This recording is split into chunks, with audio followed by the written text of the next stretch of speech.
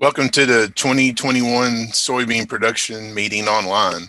My name is Jeremy Ross, and I'm the soybean extension agronomist with the University of Arkansas System Division of Agriculture. Thanks for joining us for the 2021 virtual version of our county production meetings. We've got a great program, and we'll be ready to answer your production questions at the end. This meeting is being recorded, and the recordings will be available at the same page from which you registered. Before we get started, I'd like to mention that today's program counts for 2.5 CEUs for certified crop advisors and Arkansas agricultural consultants. The CEUs for this session are a half a credit for nutrient management, 1.5 credits for integrated pest management, and a half a credit for crop management.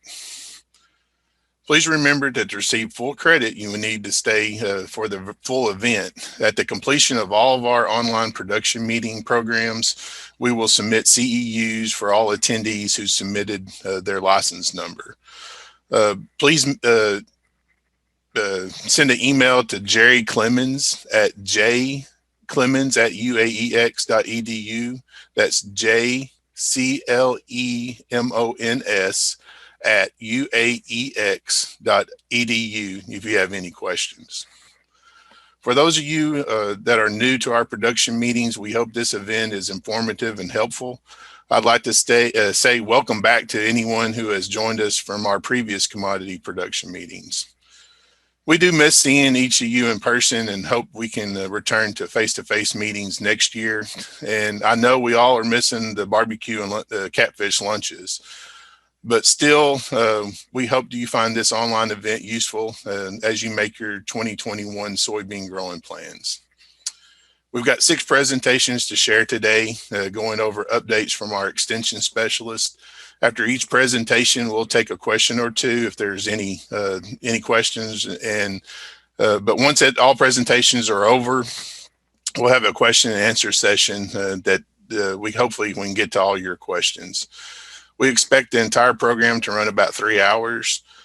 So I get to go first today, talking about soybean update and variety technology comparison. Hello, my name is Jeremy Ross, and I'm the soybean agronomist with the University of Arkansas System Division of Agriculture. Today, for the soybean virtual production meeting, I will be presenting the 2021 Arkansas soybean update. There were several significant events that occurred during 2020. Early in the season, we had a slow and wet start trying to get the soybean crop planted. However, the planting progress was much better than what we experienced during 2019. This chart shows the Arkansas planted and harvested soybean acreage from 2011 to 2020. Prior to 2019, we had well over 3 million acres of soybeans planted in Arkansas. Due to adverse weather conditions and flooding in several parts of the state, we saw a dramatic decrease in planted soybean acres in 2019. This was the lowest planted acres in the state since 1961. We were hoping to see a rebound in soybean acres in 2020 and be back to 3 million acres. But due to low commodity prices and again some adverse weather for the second year in a row, we were well under 3 million acres of soybeans in Arkansas. For most of the growing season, we experienced moderate weather conditions. We did have a hot and dry period during July and August that might have caused some yield decline in certain areas of the state. The most significant weather event during 2020 was Hurricane Laura. Even though we did have some damage to row crops from Laura, overall the damage was minimal. The day after Laura, we agronomists divided up the state to assess the damage. I traveled from central part of the state to northeast Arkansas. The further north I went, the less damage that was observed. These 2 pictures represent the most severe damage to soybeans that I observed. Fields with taller than waist-high soybeans had the most lodging. Fields with shorter soybeans planted had hardly any lodging issues at all. I would consider 2020 a typical year for most insects and diseases. Some areas did see increased infestation of some pests, but nothing that we don't typically experience in any given year. Due to warmer winter last year, we were concerned with red-banded stink bugs, but only a few areas had to be treated for this pest in 2020. Foliar diseases did come in late because of some of the wet conditions we had late in the season, but most were late enough not to cause yield and economical losses. We did have an increase in soybean prices from this time last year, and I think this will drive the soybean acreage back to levels we saw prior to the 2019 season. This graph represents the number of soybean varieties that were tested in the University of Arkansas System Division of Agriculture Soybean Variety Performance Trial over the last 10 years. As is shown in the graph, there have been fluctuations with the different herbicide technologies. We can see very large spikes with the introduction of new technologies like the Roundup Ready to Yield varieties represented by the gray line and Xtend varieties represented by the green line. With most of the lines on this graph, after the initial spike, there is a gradual decline in the number of varieties tested within each technology as new technologies are introduced. With the introduction of the herbicide-resistant soybean varieties, the number of conventional varieties tested has declined and continues to decline. The yield data for 2020 was obtained from 6 locations across the eastern side of Arkansas. These locations include Kaiser, Marianna, Newport, Pine Tree, Roar, and Stuttgart. Each location is planted as early as weather allows. All locations were irrigated, and the Stuttgart location had an additional non-irrigated test as well.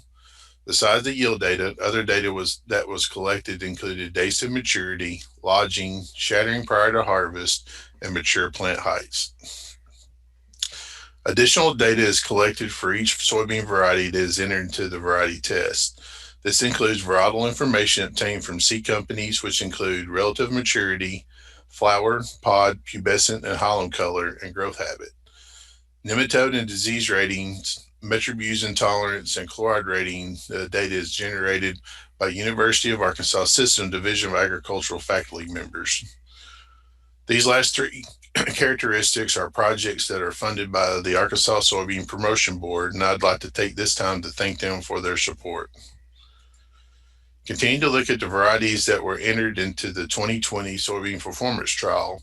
This graph shows a breakdown in the varieties by herbicide technology. The herbicide technologies tested in 2020 soybean variety trials were conventional, Roundup Ready to Yield, LibertyLink, LLGT27, Enlist, and Xtend. The largest percentage of varieties were the Xtend varieties at 58.5 or 100 individual soybean varieties. Some may ask about Xtend Flex varieties tested in 2020. We did not test any Xtend Flex varieties in 2020 trials because these varieties were still regulated at planting and were not deregulated until later in the season. The next largest group was the Enlist varieties with 36 entries or 21% of the total varieties tested.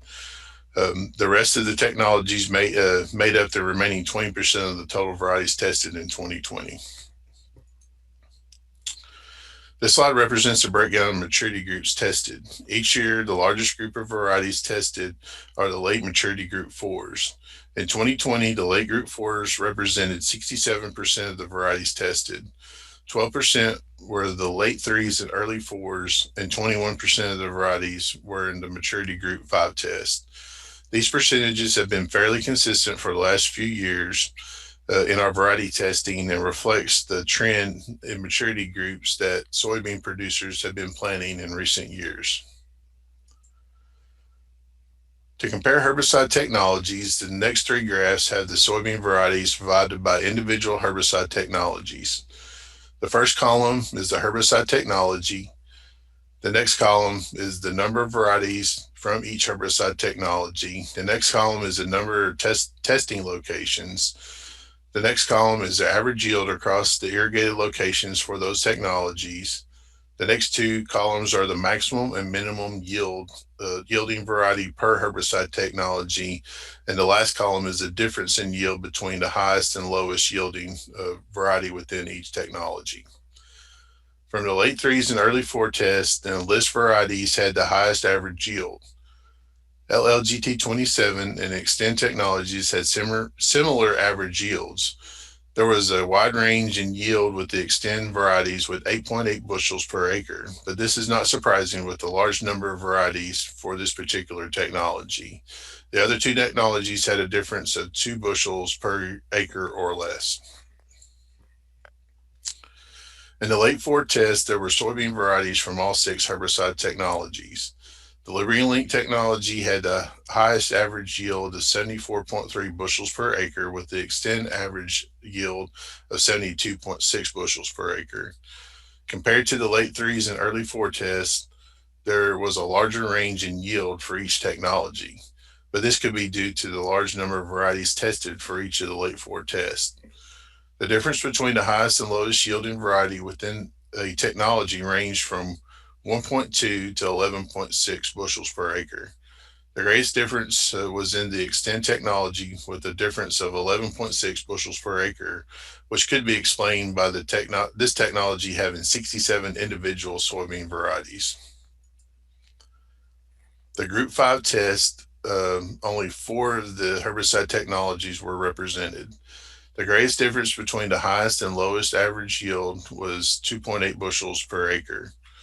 However, the test did have the greatest range in yield for each of the herbicide technologies, with the Enlist, Roundup Ready, and Extend technologies having greater than 10 bushels per acre differences between the highest and lowest yielding variety within each technology. So, in conclusion, with variety testing, soybean variety selection is becoming more complicated and will continue to become more complicated in the future. Education is key. Learn as much as you can about the varieties you are looking to plant. Look at multiple sources of data from seed companies to university data. For the most part, when comparing the average yield across herbicide technologies, there is not much of a difference between the yields of the herbicide technologies. However, there is a large range in individual variety yields within technologies. So don't assume that an individual variety will yield well just because it has a certain herbicide package. Now we're going to kind of switch focus and talk about foliar feed products. So farmers must ask at least 2 fundamental questions about every product they are asked to purchase and apply to their crop. Number 1, what is the frequency of crop response? And number 2, what is the average yield increase? The answer to these 2 questions should be based on adequate amounts of unbiased, reputable research. With a large number of foliar fertilizer products on the market, there is no way that each product can be thoroughly researched by university scientists. I do want to make the comment that there is not a university scientist that doesn't want to discover or recommend farming practices or products that enhance yield and profit. If there is a foliar applied fertilizer or biostimulant that increases yield 10 to 20% for a minimal cost, we want to do the research and promote these products.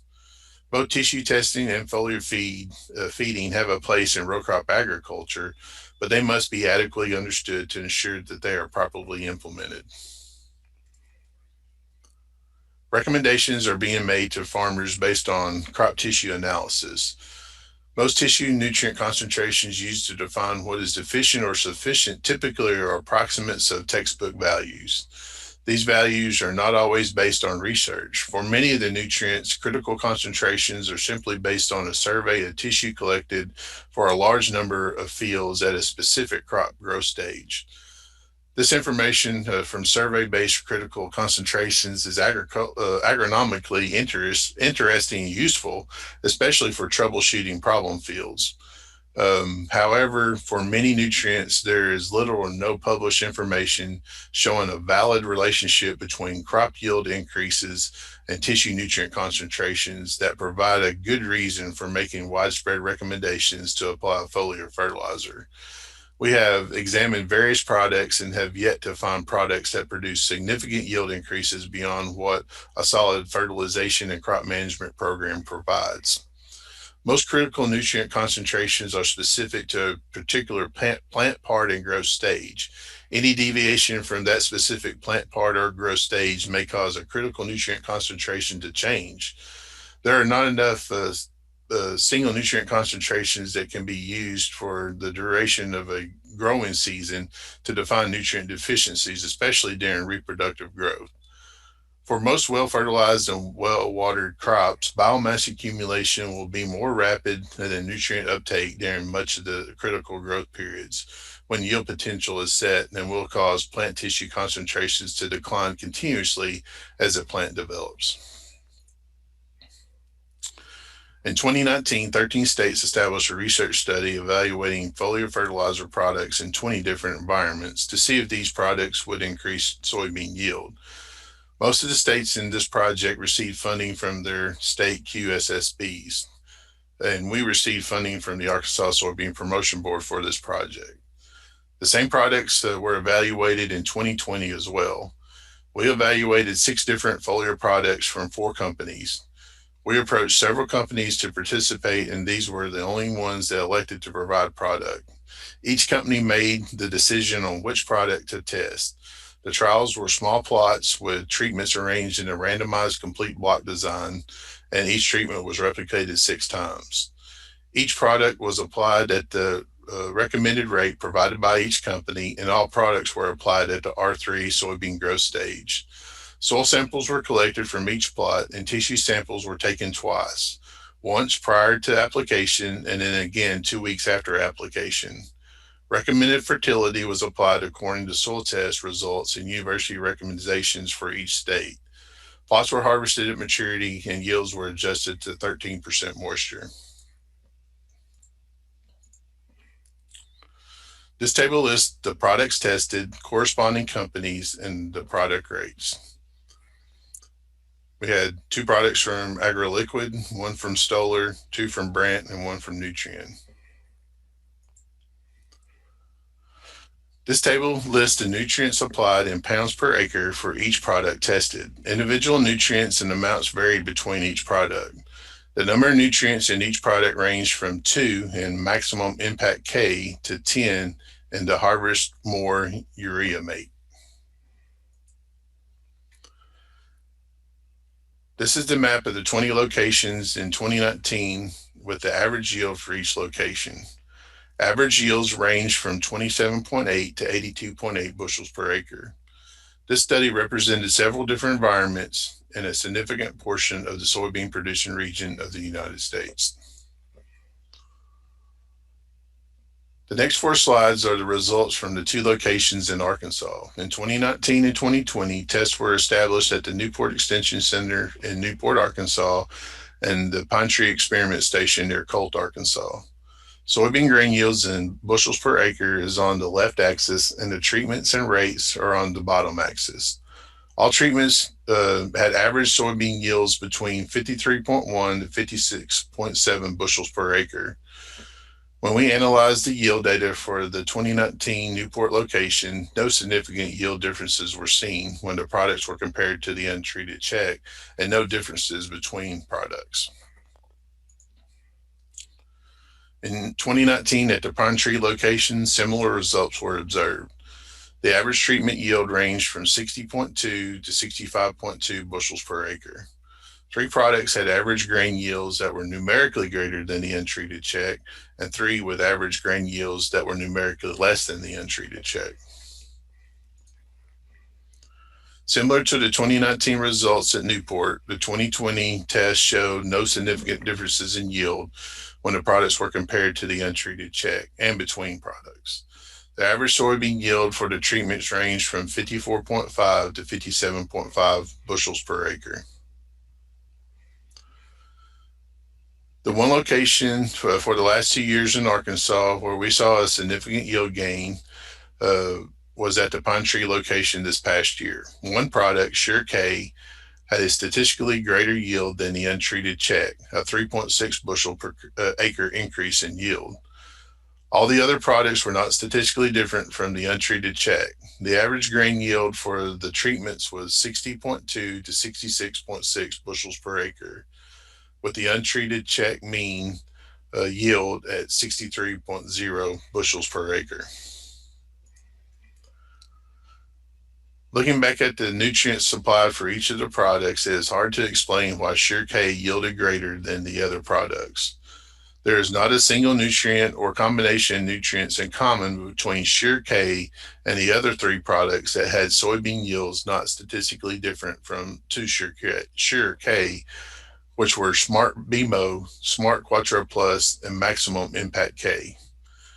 We are still waiting for the results of the tissue samples to see if there's any nutrient concentrations that could explain these increases in yield from Sure K.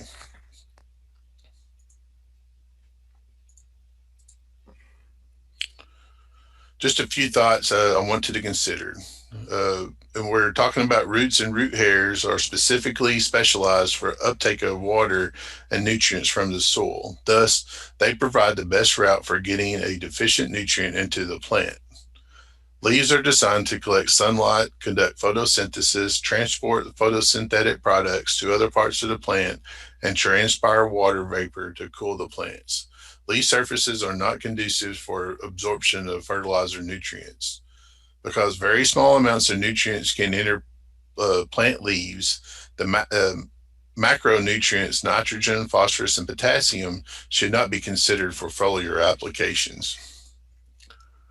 Micronutrients applied as a foliar fertilizer may provide benefit to the current crop, but only if deficiency symptoms are confirmed. There is no substitute for a strong soil fertility program that is based on soil test results to support the maximum yield potential of soybean. So to conclude, in 2019, of the 20 sites where we tested 6 different products, only one product showed a significant yield increase compared to the untreated check. In Arkansas in 2020, we observed one product at the Pine Tree location that had a significant yield increase compared to the untreated check. Foliar nutrient products do have a fit in row crop production when nutrient deficiencies are observed. However, we do not see an economical benefit where deficiencies are not seen and foliar nutrient products are used as a blanket application. Tissue testing is a great idea, and when done properly, the results can help identify potential problems that require additional research or crop management adjustments. And in some cases, a research-based recommendation can be implemented to correct an existing nutrient deficiency. While tissue sampling is encouraged at the appropriate critical growth stage, mid and late season foliar fertilizer applications based on tissue analysis results we believe is largely unwarranted. So some final thoughts for the 2021 production year. We are seeing better soybean prices than a year ago, so I'm expecting an increase in soybean acres in 2021. We need to ensure that our soybean crop has the nutrients it needs to maximize yield. And the best place to start is a current soil sample to determine what nutrients and rates need to be applied. We still do not recommend widespread use of foliar fertilizers based on data of what we've seen over the last 2 years. We also need to scout often our soybean fields for pests and apply proper pesticides at the proper timings. I'd also like to encourage producers to do their own research on their farms. The best data is data generated on your farm. Work with companies and your local county extension agents to help conduct some of this research. I want to thank you for watching the presentation today. If you should happen to have any questions, please feel free to contact me either by phone or email. I'd like to remind everyone to use the Q&A box to submit any questions you have about the research you're hearing about today. After the presentations conclude, our presenters will be answering your questions. And so the Q&A is open right now. We're going to move on. So up next, we have Ben Thrash, who will be giving you the insect management update and the latest on his work with Heliogen. Hello, everybody. My name is Ben Thrash. I'm Extension Entomologist for the University of Arkansas System Division of Agriculture. And today I'm going to be talking a little bit about soybean insect management. So the first thing I want to talk about is what happened to the red-banded stink bugs this year. And, by all indications of our ditch bank surveys earlier in this year, we were picking up some pretty good numbers of red bands in the crimson clover growing along the roadsides. And by all indications, it looked like we were going to have a pretty serious red-banded stink bug year. But kind of what we think might have happened, why they didn't get as bad as they did in 2017, is that when you look back at the planting dates for this year, 2020, compared to 2017, the planting was about 2 weeks behind this year as it was in 2017. So why is that important? Well, typically we get red bands in Arkansas whenever Louisiana starts to harvest their soybeans. They start harvesting down in South Louisiana, and what happens is our red-banded stink bugs just keep getting pushed farther and farther north, looking for more soybean fields to feed on. Well, because their planting was delayed, so was their harvest, and so that actually might have delayed those red-banded stink bugs getting into Arkansas. Now, it also seemed like there wasn't just a whole lot of crimson clover out there for us to scout. So there really might have just not been as many overwintering here as we originally thought. But that's kind of what we were thinking happened to the red-banded stink bugs. So hopefully everybody's seen this chart before. We've been talking about it for several years. This was developed by the entomologists in Arkansas, Mississippi, Tennessee, and Louisiana. And we all worked together to develop this corn earworm threshold in soybeans. And really, this is working the way that a threshold really should work in a crop. It takes into account our crop value, and it takes into account our control cost. So for instance, if we have $10 soybeans and dollars per bushel, and our control cost is about is $14 per acre, then we're going to treat whenever we reach about 7 larvae per 25 sweeps, 7 corn earworms per 25 sweeps. And that's good that y'all know this chart, but I kind of want to get into how we came to this, how we get these numbers, and let y'all in on kind of what happens behind the scenes. Another thing I want to mention is sometimes people comment on this, why does it bottom out at 5 corn earworms down here, no matter what your crop value goes up to?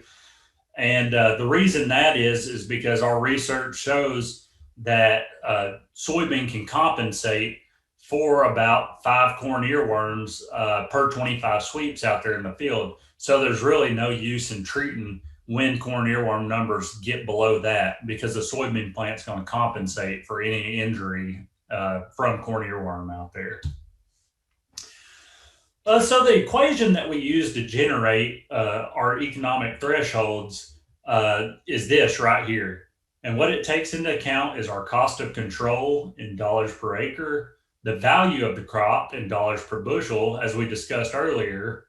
It also takes into account the damage per insect in bushels per acre per 25 sweeps for corn earworm, for instance, and the reduction in injury by control. So basically the percent control you're getting from your insecticide application. And that's something not a lot of people think about going into the equation. So we'll put some real numbers to it and kind of let y'all see what's happening with this equation. So over here on the right side of the screen, let's take, for instance, we have an insecticide that provides 100% control versus one that's providing only 50% control. Well, for the one that provides 100% control, the control cost is $20 per acre, but the cheaper one at $10 per acre is only providing about 50% control. So whenever we multiply these together, our value in dollars per bushel, our damage caused by worm, now that's a real figure. We average about, corn earworm eats about 0.14 bushels of soybean per acre on average whenever you're catching 1 per 25 sweeps. And that's after you get up after that 5 kind of lower threshold that you saw before. And then you multiply that by your percent control to get what your losses that you're seeing in that in your worms. So if we go with the $20 control cost, and we get 100% control, well, then we're just out our control costs, $20 per acre. And we're not incurring any additional losses because we killed 100% of those worms out there. Whereas if we have a $10 control cost and we're only getting 50% control, and you're still leaving 7 worms out there. Now over on the left side, I have our economic injury level at 14.3. So let's just say that's the number of worms that's out there in the field. So if you're still leaving 7 worms out there in the field, well, they're still eating $10 worth of soybeans. So you're not coming out any money ahead by leaving worms out there and going with the cheaper insecticide in this case. So what happens to that equation if we actually are picking up more worms in the field? Let's say we're picking up 28 worms per 25 sweeps. We doubled the amount of worms we were finding. All right, we still got the same control costs that we were dealing with before, and our values are the same over here on the right side. So what does that do? $20 control cost, we kill 100% of the worms out there, we incur 0 losses. So we got $20 across the board that we're spending on controlling. So our losses plus our cost. If we go with a cheaper insecticide, say it's $10, so it's $2 for insecticide, $8 for airplane, it costs $10, and you only get 50% control and you leave 14 worms out there, that's a lot of worms. They're still eating about $21 worth of soybeans. So now you're up to $31 that you're losing in profit because you went with a cheaper insecticide that you're only getting about 50% control with. Well, you may say, well, Ben, I'm getting better control than that. I'm getting like 80% control with my cheap insecticide. So let's kind of look at those figures. Let's say with the $10 control cost, you're getting about 80% control with an insecticide. So you're running about 6 worms that you're leaving out there from your initial 28 that you had. Well, those 6 worms that you're leaving out there are still eating about $8.40 worth of soybeans. And so when you add that together to your control cost of $10, you're running about $18.40 in your losses plus cost. So compare that to your more expensive insecticide that costs $20 per acre that you may be getting 100% control with.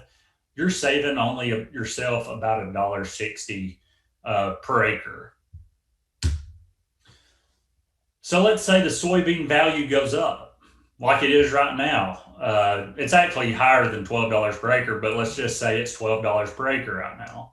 If we go with our cheaper control cost and we're getting 80% control and you're still leaving about 6 worms out there, well, because the soybean value went up, those worms don't know that soybean value went up. They're still eating the same amount of soybeans out there in the field as they were previously.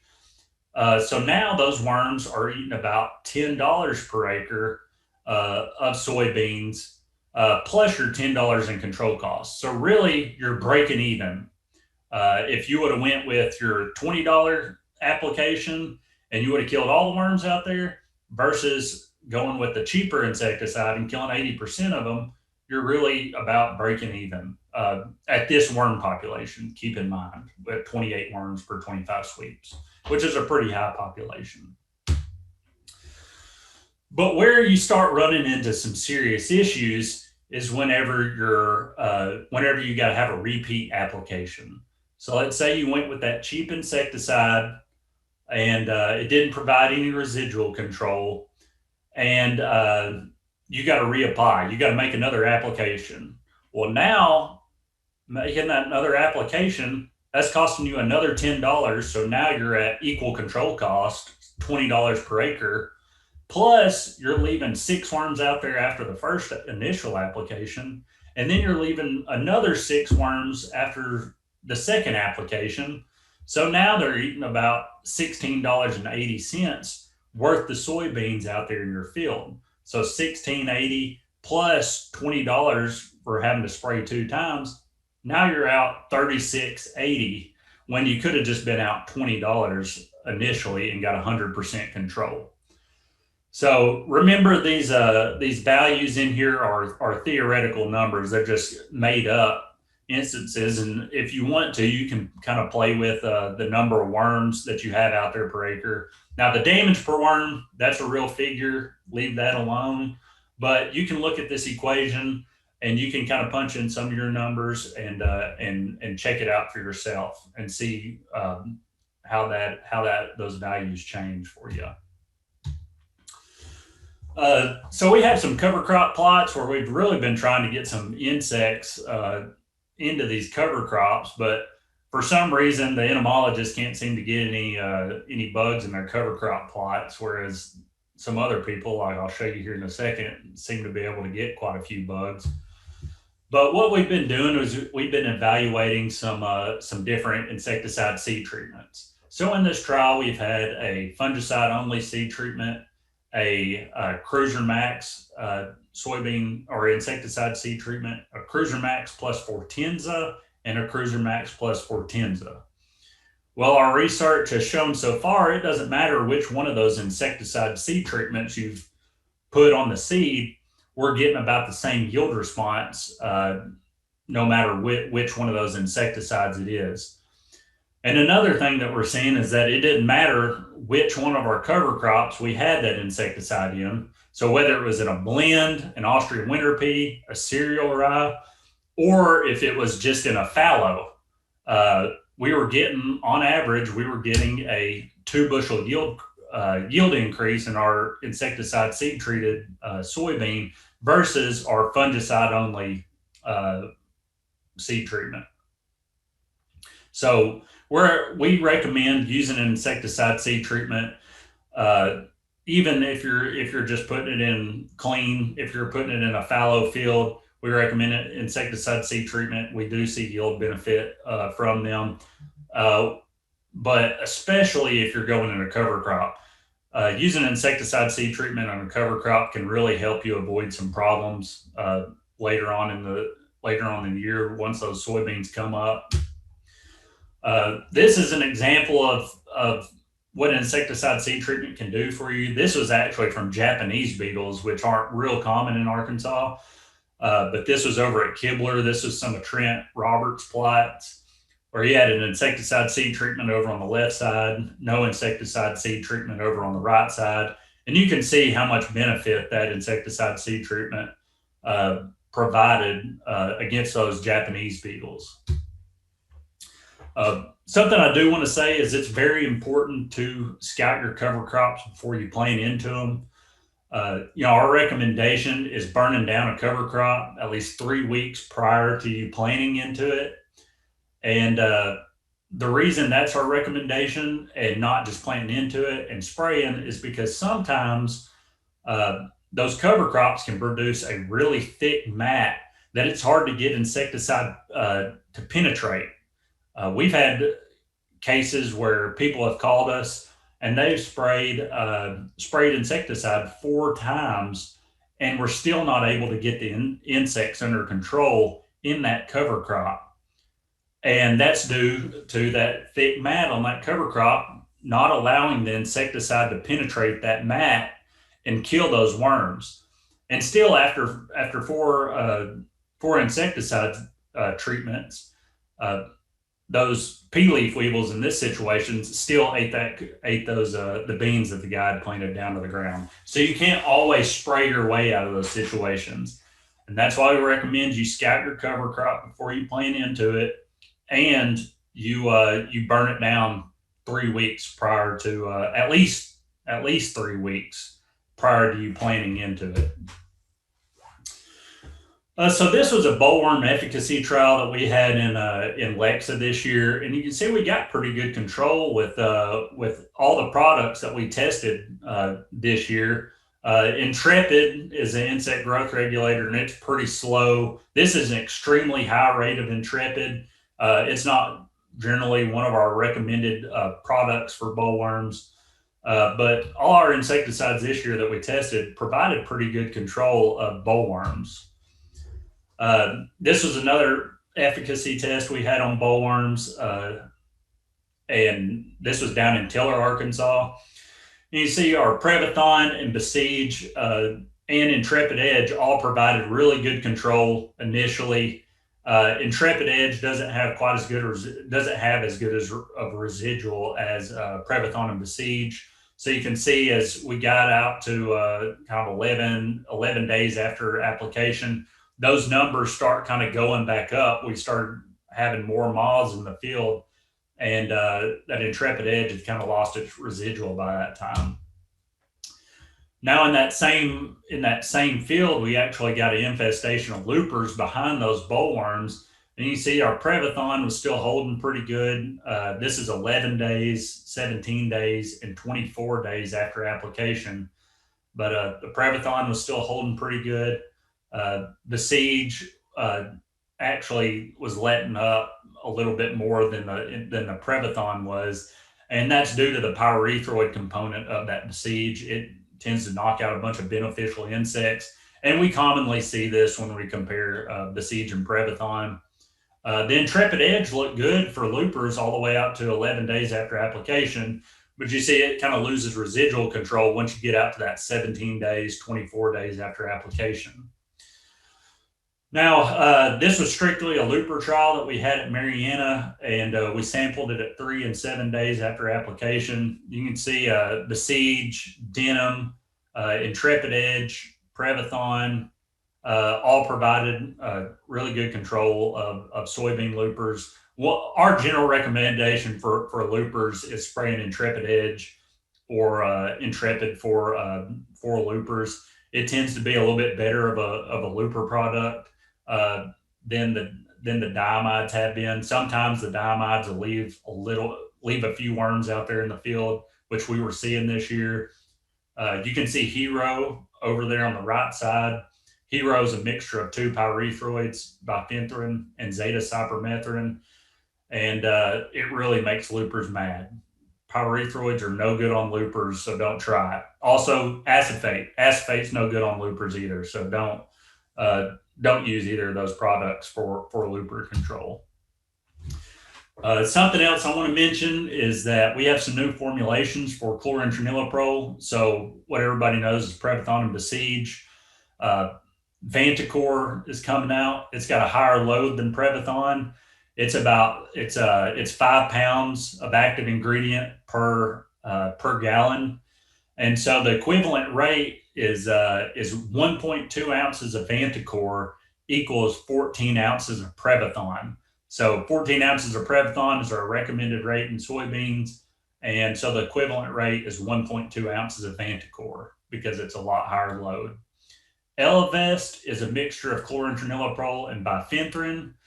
And so a 6.75 ounce rate of Elevest is equivalent to 14 ounces of Prevathon plus 4.5 ounces of bifenthrin, or 7.2 ounces of Besiege, which Besiege is chlorantraniliprole plus lambda-cyhalothrin. So it's a little bit different than Elevest. But anyways, whenever you see those out there, that's what these products are.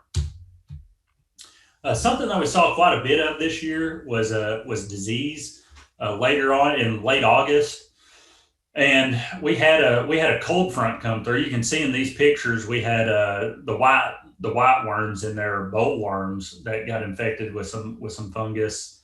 You can see the soybean looper there in the middle, and then over on the lower right you have a 3-cornered alfalfa hopper infected with Bavaria.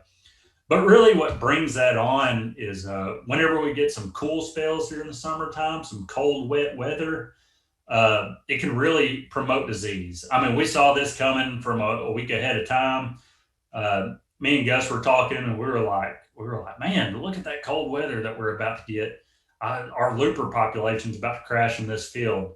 And you could see it really did. So, you can let that cold weather weigh on if you're watching a population kind of on the edge about treating it, and you see some cold weather on the future, you may let that weigh in if you're going to treat or not. I'm kind of running out of time, so the good thing I want to talk about is the complaints for Heligen were down to about 1/10 of what they were in 2019. So that really tells me that people are starting to learn how to use this product. They're putting it in places where it belongs, keeping it out of places where it doesn't belong, and so that's really good. And I'm glad this product's really working for some people. Just remember, we're trying to those worms eat 90% of what they're going to consume in their whole larval lifetime during the fifth and sixth instars, during those last instars. So you want to spray those worms early before they get big, because it takes a little bit of time to kill them. With that, feel free to call us anytime if you got any questions. Thank you, Ben. Just a reminder, if you've got any questions, please add them to the Q&A box. So Ben, we've got one question for you. So what do you think, do you think we'll have a problem with red bandits this year, especially with the cold weather we've got coming, in the next 7 days or so? Yeah, it looks like we might have some cold weather that hopefully knocks them back a little bit, but that's kind of why we do those ditch bank surveys earlier in the year, just to kind of see how many are out there, how many made it through the winter. So we'll kind of have some more information on that once we do those ditch bank surveys this spring. All right. Thanks, Ben. So next on the agenda is Terry Spurlock, Extension Plant Pathologist. He'll be addressing taproot decline and foliar diseases. My name is Dr. Terry Spurlock, and I'm an Extension and Research Plant Pathologist with the University of Arkansas System Division of Agriculture Cooperative Extension Service. And today I'll be giving you a soybean disease update. So in 2020, there were a couple of diseases that were uncharacteristically active for our area, I think. The first one of those was aerial blight. This is a disease caused by Rhizoctonia solana, the same one that causes sheath blight in rice. So we see it a lot in rice and soybean rotations. But this last year, it was especially severe in many fields. I got more aerial blight calls this year than I've gotten since I've been in this job, I think. And I think it was the most severe that we've seen in the state since 2008 or 9. But a lot of this initially starting as kind of this gray necrosis at the base of the leaflet, and then advancing underneath the canopy where you can see aerial mycelium that's diagnostic for aerial blight, and lots of leaf necrosis and pods rotting. And unfortunately, a lot of this where the aerial blight you can see through the top of the canopy, meaning it's advanced all the way up and spread a lot in these areas, and then the leaves start falling off and the plants fall over, and that's not a good situation. Aerial blight can do a lot of damage underneath the canopy. The thing to remember about aerial blight and going into next year is that all these little white masses that you see on the stems and the leaves, those are sclerotia, and they'll act as an inoculum next year. So they'll act as kind of a reproductive structure. And so if you've had an aerial blight event going into rice, or you've had a sheath blight field for this year going into soybean next year, if the environment's right, that could be a problem. And so, one of the things we recommend for this particular situation is some tillage, because these sclerotia don't survive well once they've been tilled a little bit down into the soil. So something to keep in mind moving into crop year 2021. Another disease that was especially severe in the southeast in many areas, fortunately not in Arkansas, but we saw quite a bit of it, was soybean rust. And it was here a little earlier. We normally see soybean rust every year, but it was here a little earlier, and we started tracking it in the state just a little bit before Labor Day, if I recall. And this image on the map is from 9/16. By the time we all finished, all the extension plant pathologists in the states around us finished with this, there was soybean rust found up in southern Illinois and Kentucky. So there was kind of a plume of it up here. But we saw some examples of severe damage in south central Mississippi, Alabama, all the way over into South Carolina. And so I started getting lots of texts and calls and pictures texted to me of this odd yellowing of the lower leaves in the canopy. That's pretty characteristic of this disease. It's a different kind of yellow, and moving upwards into the mid part of the canopy. And of course, you turn these leaflets over and you see pustules that look like little red-brown volcanoes under like a 20x hand lens. So have a trial. There was enough soybean rust that I had some in an on-farm trial, and we'll talk about that in a little bit. But certainly an odd year for us to have that much soybean rust. But it was a rust year in 2020. One thing I want to point out, and we had a good variety test at Roy this last year and rated a lot of diseases. And we plant this test very late. We try to create foliar disease pressure. So it was good that we were able to do that and get a rating on all these diseases. I think it's posted now. The results of those tests are posted for Cercospora leaf blight, frog-eye target spot, soybean rust, and stem canker.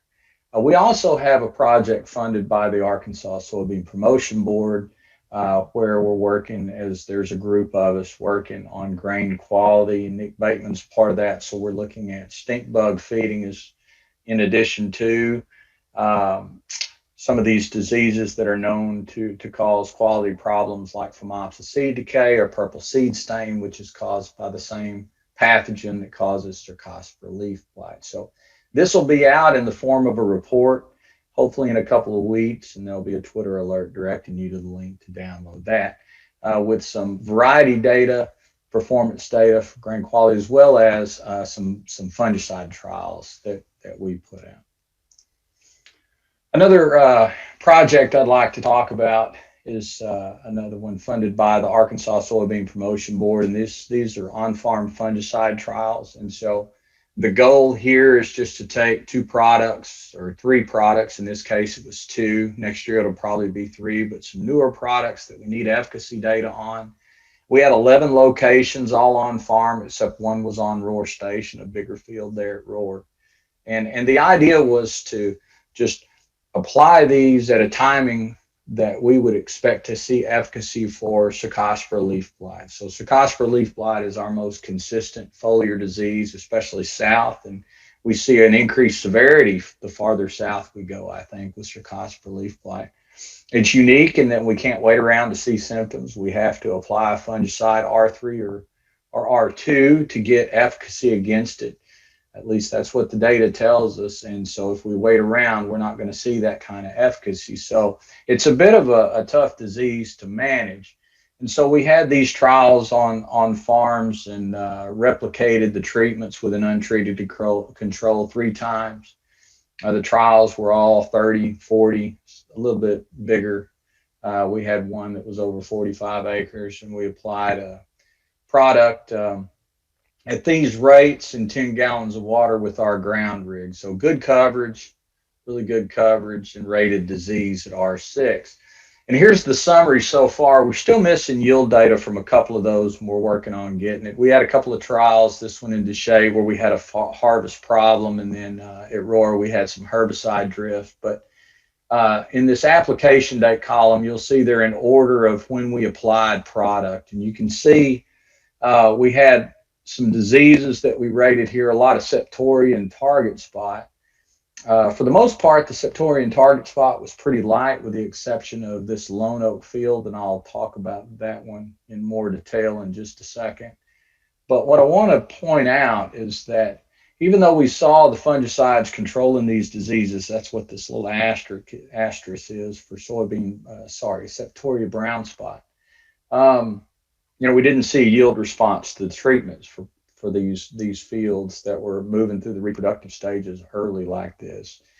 So no response to the treatments, but a 60 bushel yield on average.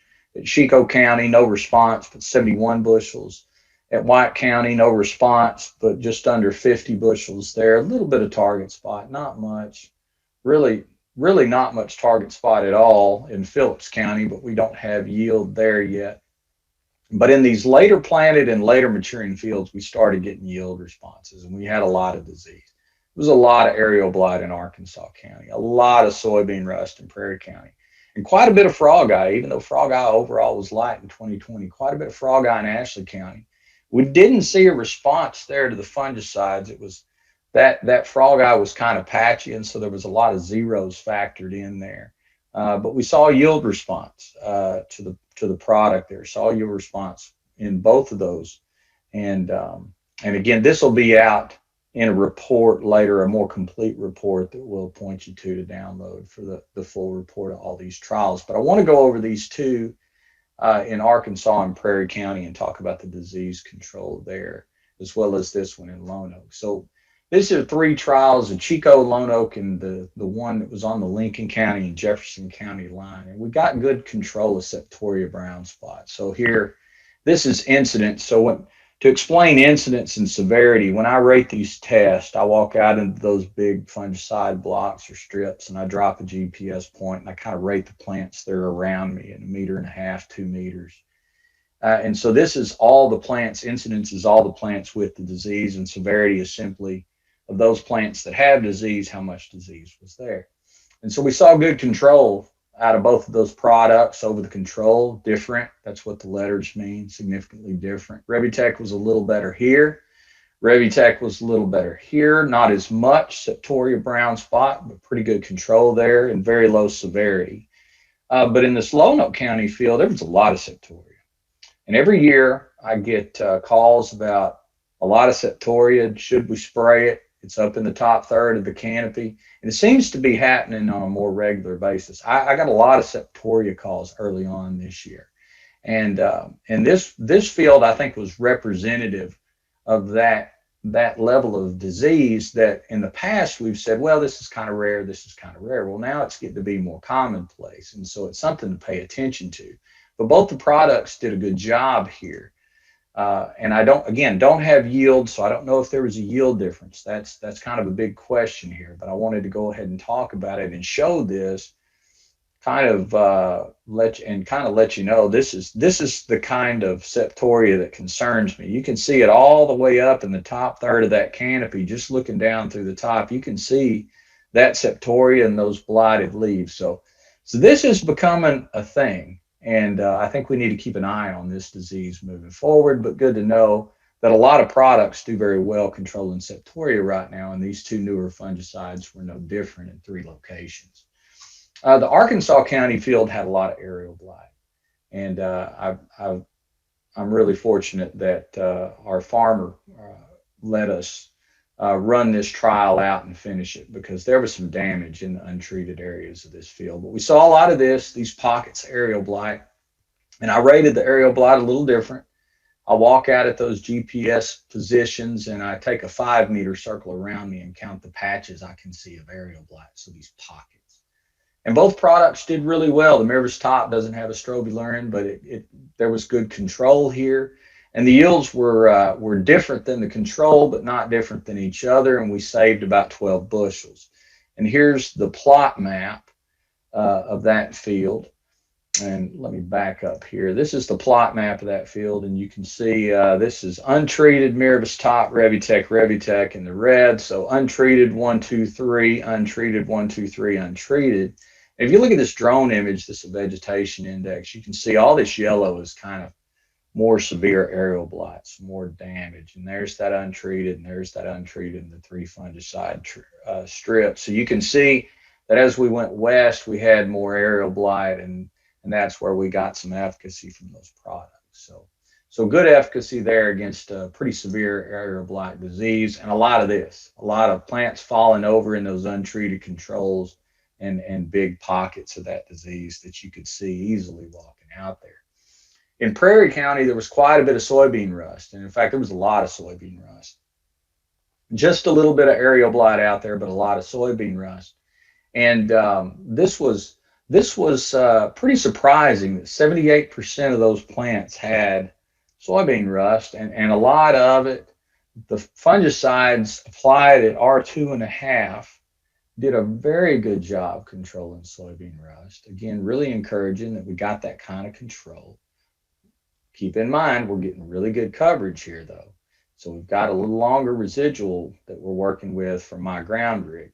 And I was a little bit surprised that these yields actually separated, but they did statistically. It speaks to the consistency of the yield data through all these blocks, not a lot of variability. But 71 bushels, 70 bushels, and 68. So a difference of a couple of bushels there. I'm not sure if that'd be enough always pay for these applications, but it kind of gives us an idea of the damage that soybean rust did late.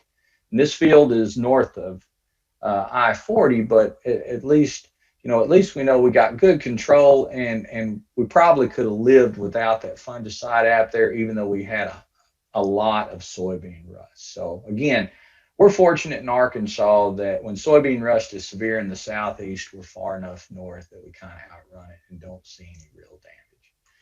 So some considerations for fungicide timing. Think about that trend we saw in the data where those earlier applications, we didn't see any response to the treatments in yield. We saw a little bit of disease, controlled that disease, but that didn't show up in a savings. We didn't save money there with those applications, but in those later planted fields, later maturing fields, we absolutely did.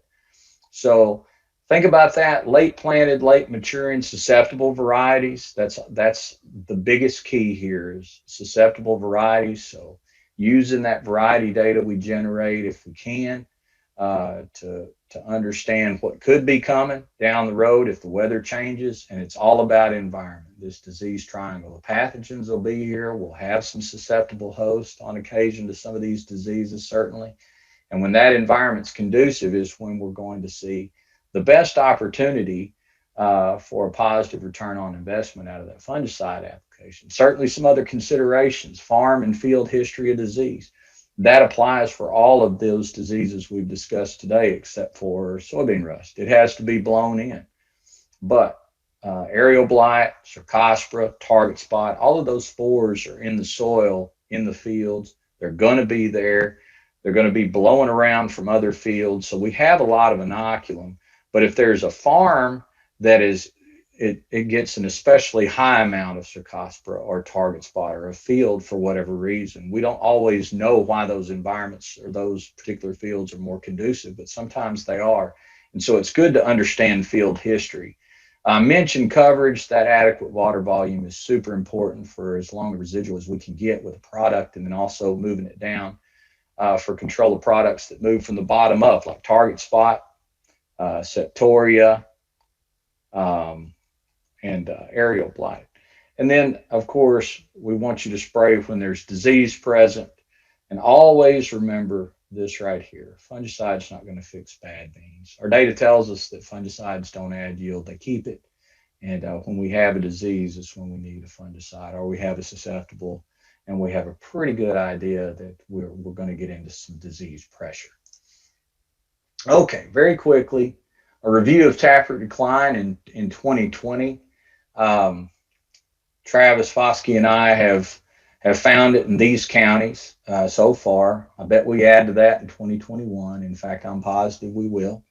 I think it mostly occurs in fields planted early or on time. I kind of categorize this as early on time and late.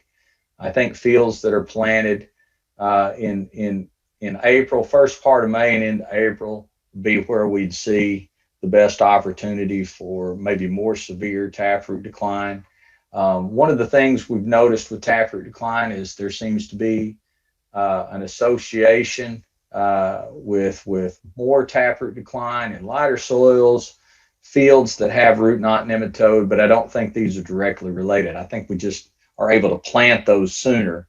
And this particular pathogen looks like it's more active in cooler soil, more active on early planted beans or beans planted on time rather than those late beans, certainly wheat beans, a situation like that.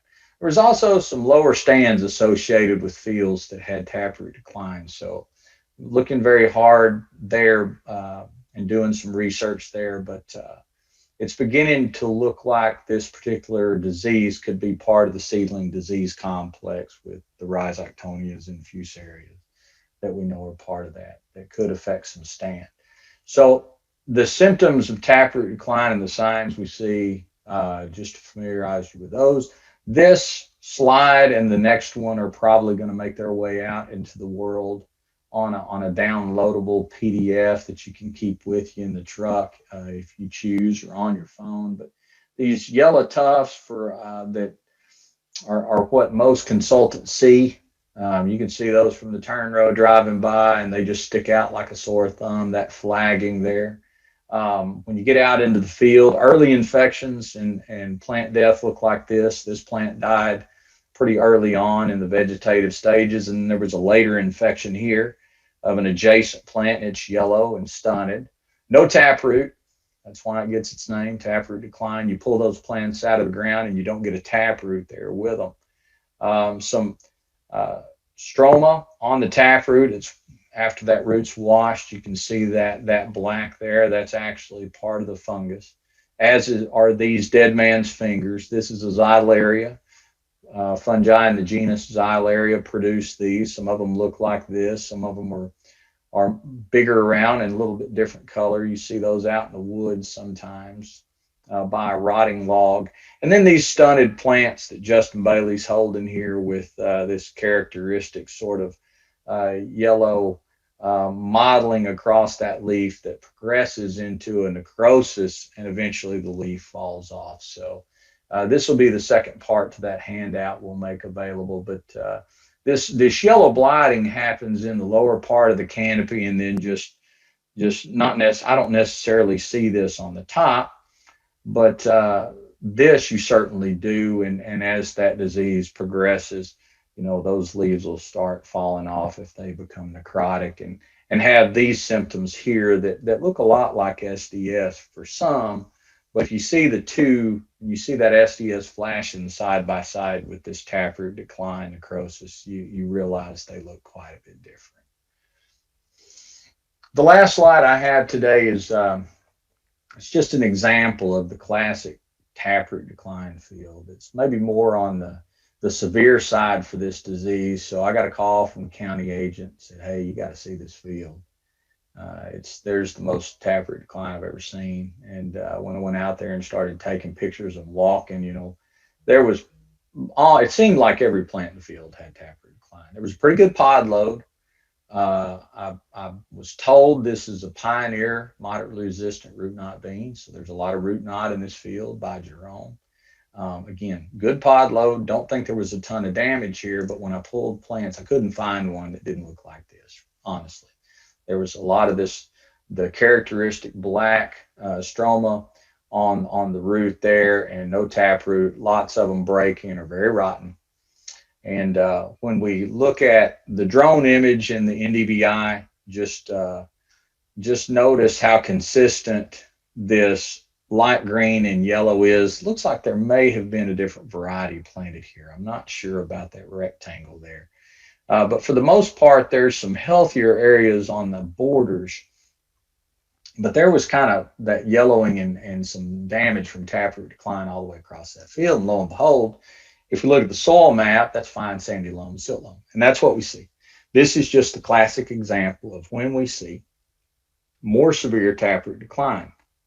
Field, light ground, root knot nematode there, even though there's probably not a direct association, but still we're seeing exactly the scenario that we get a lot of taproot decline. So having said that, we're going to put a variety test in this field next year and a seed treatment and in for a fungicide trial.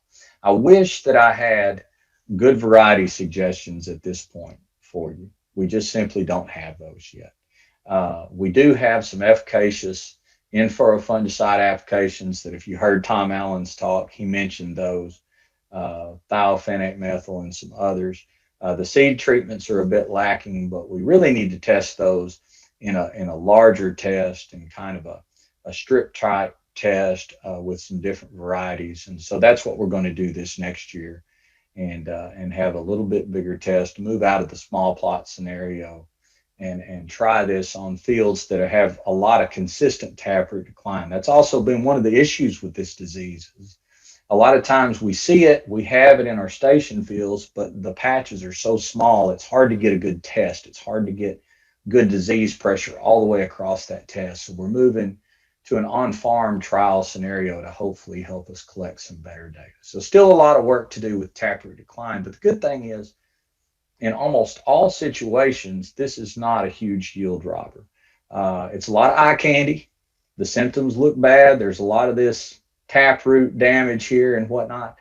But for the most part, I don't think we're losing a ton of yield to this particular disease. But in some scenarios, it's enough to bother you. So we're certainly working on it. With that, I'd like to recognize the Extension Plant Pathology group that's working on soybeans. Myself and Travis both work with all the diseases that I've talked about today, and our contact information is there. For those on-farm trials, I want to recognize these agents that helped me get all those 11 trials out. Really couldn't do it without their help and my lab people. And certainly, if you have soybean disease identification needs, you can always text pictures or call Travis, and I will be happy to help you. But also, Sherry Smith and Katie Araya in the Plant Disease Diagnostic Clinic can receive samples in Fayetteville. And certainly, lastly, I'd like to thank the Arkansas Soybean Promotion Board for their support of my lab and Extension Plant Pathology in the state of Arkansas. Thank you very much. Thanks, Terry. And again, want to remind you to place any of your questions in the Q&A box. And so, Terry, we do have one question. In the fungicide on-farm studies that you looked at were mainly in mid and south Arkansas. Did you not see enough fungal activity to test in northeast Arkansas? Yeah, thanks for that question. Well, we put out 11 trials and we just did all we could and found farm cooperators where we could. And that was the first year of that project. And so, we already have folks committed. Like in Waldenburg and north of I-40. So we're hoping for 2021 we can get more trials farther north. We know that there was plenty of fields last year, many that were late planted up there, and there always are, that probably had good disease pressure and would have made a great place for a trial. And to be perfectly honest with you, we just put out as many as we can. And hopefully we get in a few more than 11 this next year and test more locations. Thanks, Terry, for that answer. Up next is Travis Foskey, Extension Plant Pathologist, with the presentation on nematodes. Hi, my name is Travis Foskey. I'm an Extension Plant Pathologist for the University of Arkansas System Division of Agriculture. And today we're going to talk about management options specifically for the southern root knot nematode in soybean, because it's really one of our most problematic pests in the state and in the mid-south. There are several species of Meloidogyne that can reproduce on soybean, Meloidogyne hapla, arenaria. But in our state and across the mid-south, Meloidogyne incognita, or the southern root knot nematode, is the most problematic species, and specifically race 3, which probably has to do a lot with our long history of cotton production in the region. So how do I get rid of nematodes? Well, we don't ever really get rid of them, and that goes for almost all the soil-borne diseases that we have. Once they're in the soil, we don't get rid of them. We kind of manage them or try to reduce their population density by some form or fashion. But one of the ways we attempt to try to control them is utilizing nematicides. There are some fumigants not commonly used in the state, so I'm going to specifically talk about the seed applied materials, which I've spent a lot of time researching. Probably one of the first ones that was registered is the Avicta material. This is abamectin. It is a very toxic nematicide. It breaks down relatively quickly in the soil in about half-life about 30 days, which can be a good thing. You don't want chemicals lasting for a long time. Ilivo is fluopyram. It's unique because it's an SDHI fungicide. So there's also the benefit from a fungicide activity as well as controlling nematodes. Nemastrike was thiazazepam, registered by Bayer and actually Monsanto in 2017. And that was voluntary, pulled by Bayer last year. I have it listed here because I'll show you some field trials where we still included it as a comparison. The newest one is Saltro, pidoflumethafen, which is the active ingredient from Syngenta, registered in 2020. It is also an SDHI fungicide. So it's kind of interesting to make some comparisons between the Saltro and Alivo type materials. And we haven't had anything to compare to for quite a while. This group here is what I would consider the biologicals. Now, some may consider abamectin as a biological because it's actually produced by Streptomyces avermentillus in fermentation vats.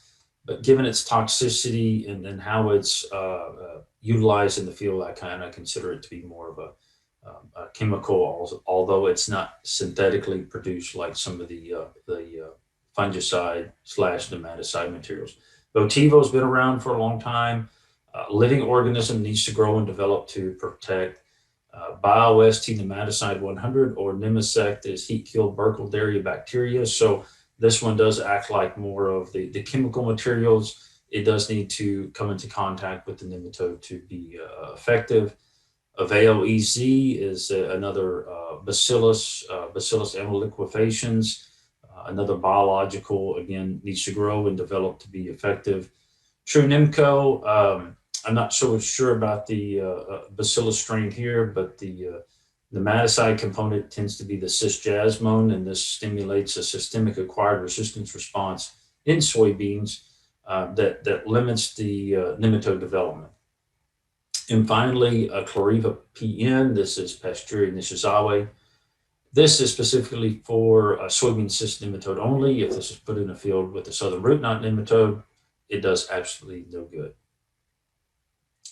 I want to begin by talking a little bit about nematicide movement in soil. So specifically, those chemical components would fall into this category more so than the biological materials. So the solubility, so all the chemical nematicides move through the soil in the water phase. So they've got to be dispersed by water to come in contact with the nematode. And so Alivo being more soluble than Avicta, there's certainly more opportunity for movement there.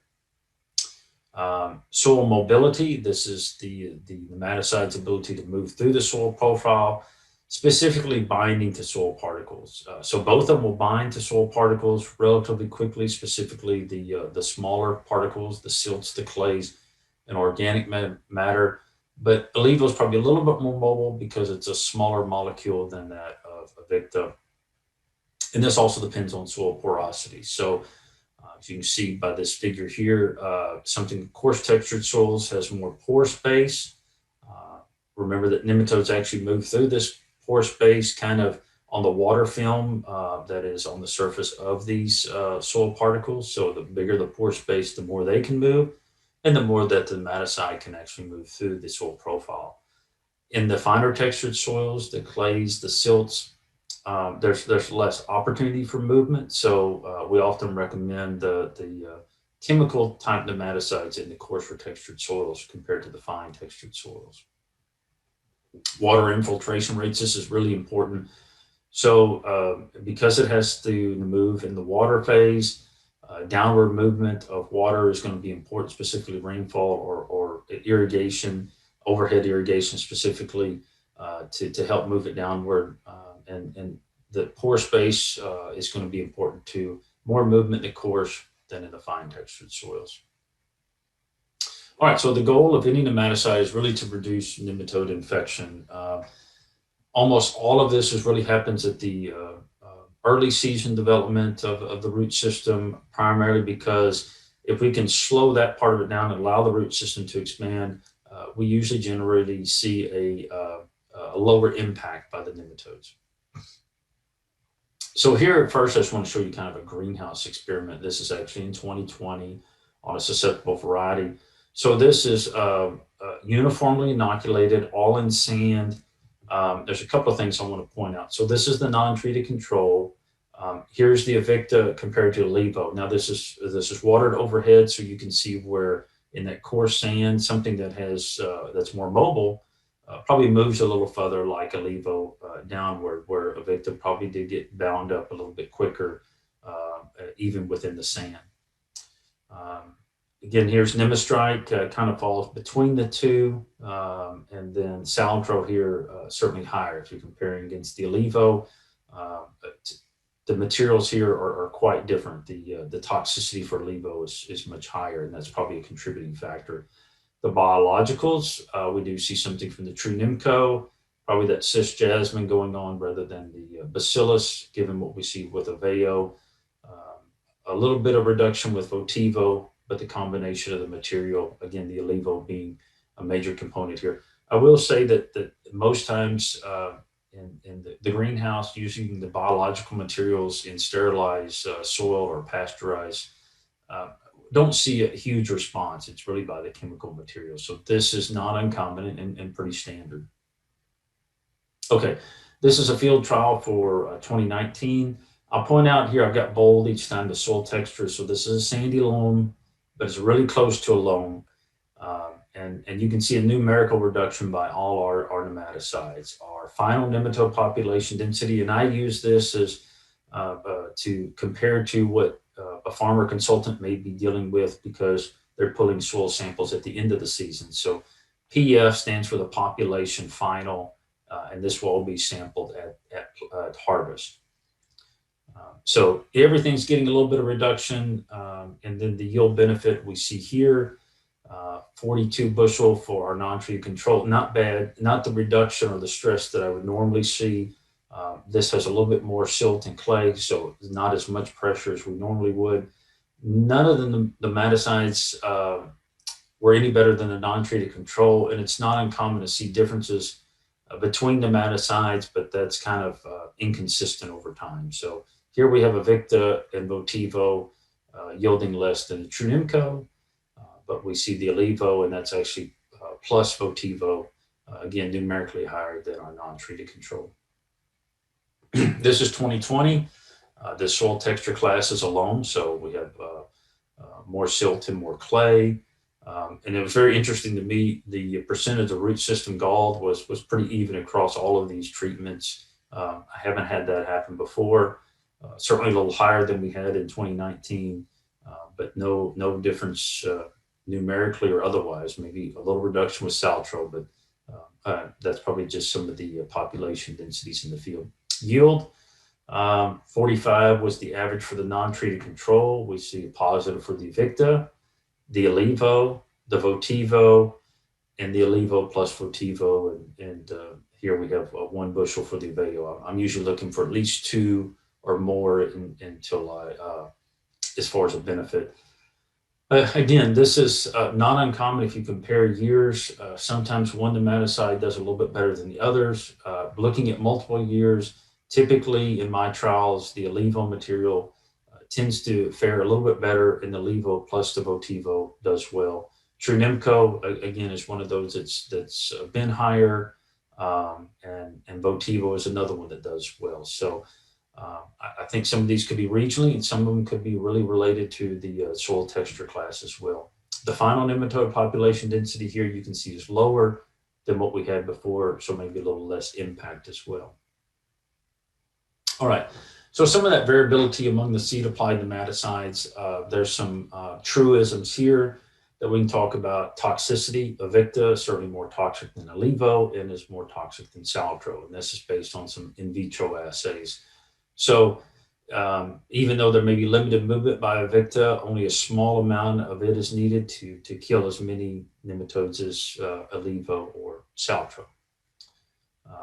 Longevity, Alivo lasts longer than Avicta, so that material is going to hang around that soil. That zone of protection is probably going to last longer than maybe something with Avicta.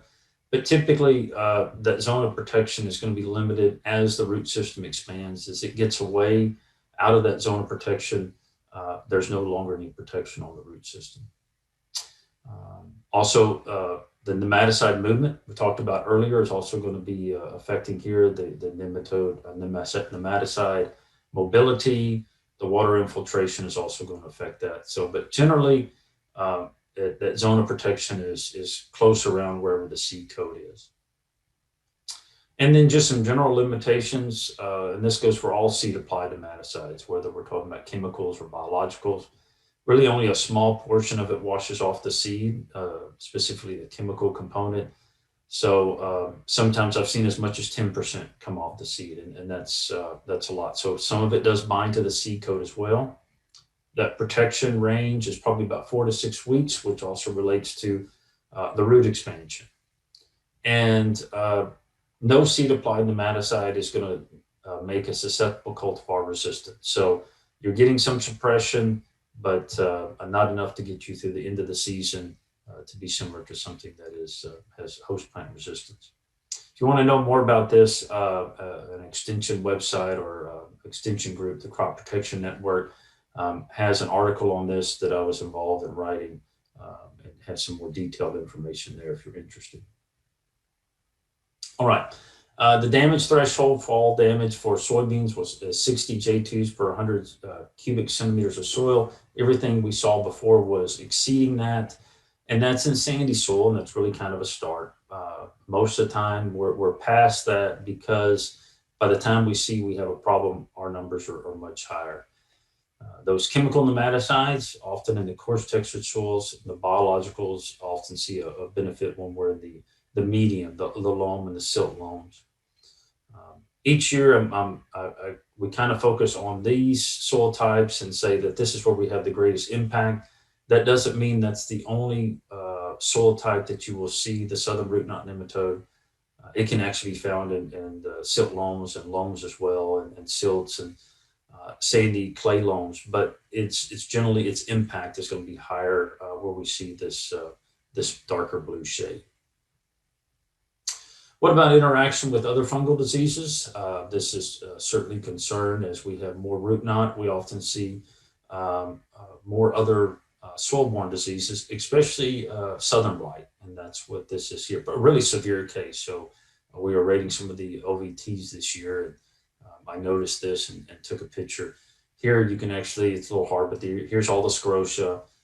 Oftentimes with the southern root knot nematode, the leaves drop, it rains, the fungus starts to reproduce on that organic matter and then infects the root system. And actually it's becoming more common. Some of the worst sudden death syndrome I've seen is actually in fields with a root knot.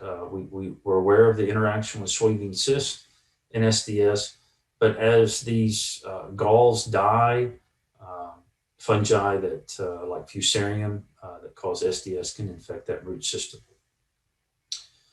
Taproot decline, one of the relatively new diseases. Not really sure. It seems like in areas where we do see taproot decline, it can be sandy, so there could be an interaction.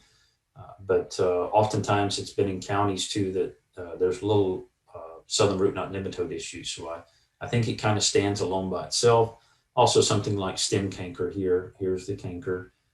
Also stands alone by itself as a disease. So maybe southern blight and SDS, we see a little interaction. Some of these others we don't, or we don't have enough information about. I do want to point out here, I mentioned that Alivo and Saltro were SDHI fungicides, and I was part of a larger group, a multi-state project looking at the effect of these two materials on SDS. So here's the FDX rating is an indication of the severity of SDS, and the root rot here is just the root condition. And you can see both times with Alivo material, there was a reduction compared to our non-treated controls or our base fungicides, and also with the Saltro material as well. So seeing the benefit from the fungicide here, I do think we're seeing in my trials mostly the benefit of the nematicide from the Alivo, because it tends to be a little bit stronger as far as being toxic to the southern root knot nematode than Saltro. Here we see the yield benefit, certainly seeing the yield positive with the Alivo material, and then as well as the Saltro and the others kind of falling in between. So this was several trials, and some information about this will be published soon, also on the Crop Protection Network that does a good job of having several multi-state type studies. All right. The question I get from consultants and farmers is southern root knot nematode becoming more abundant? And I think the answer is yes. I think we are actually doing a little bit better job of sampling. So actually, we're seeing more fields with it than we did in the past. But it's really following our rotation system. So we look at the hosts that are susceptible to root knot. It's soybeans, it's corn, it's grain sorghum, it's rice, and cotton. The only non-host we grow in this state is actually peanuts. Now, rice is a little different because of the flooded rice. We're actually managing the southern root knot nematode. So I was curious when we started having more of this row rice. First, is the hybrid rice susceptible? And could we actually recover southern root knot nematode from some of these row rice fields? So this was kind of the objective we had started a couple of years ago. We got some of the hybrid rice and put it in the greenhouse, and then we sampled for a couple of years. Most of the fields were actually a silt loam type soil, not a soil where I would expect a big impact on soybeans by the southern root knot nematode. But again, for the sake of science, would it survive? So here's and I'm referring to potential reproduction. So this is in the greenhouse. Could it reproduce? And so this scale here is a reproduction factor. So I added 2,000 eggs per pot. And I got here, like with this Clearfield 153, 10 times more than that. So 20,000 eggs we recovered from that plant. And so that gives it a reproduction factor of 10. Anything over 1 is considered susceptible. So all of these hybrid rice entries are susceptible.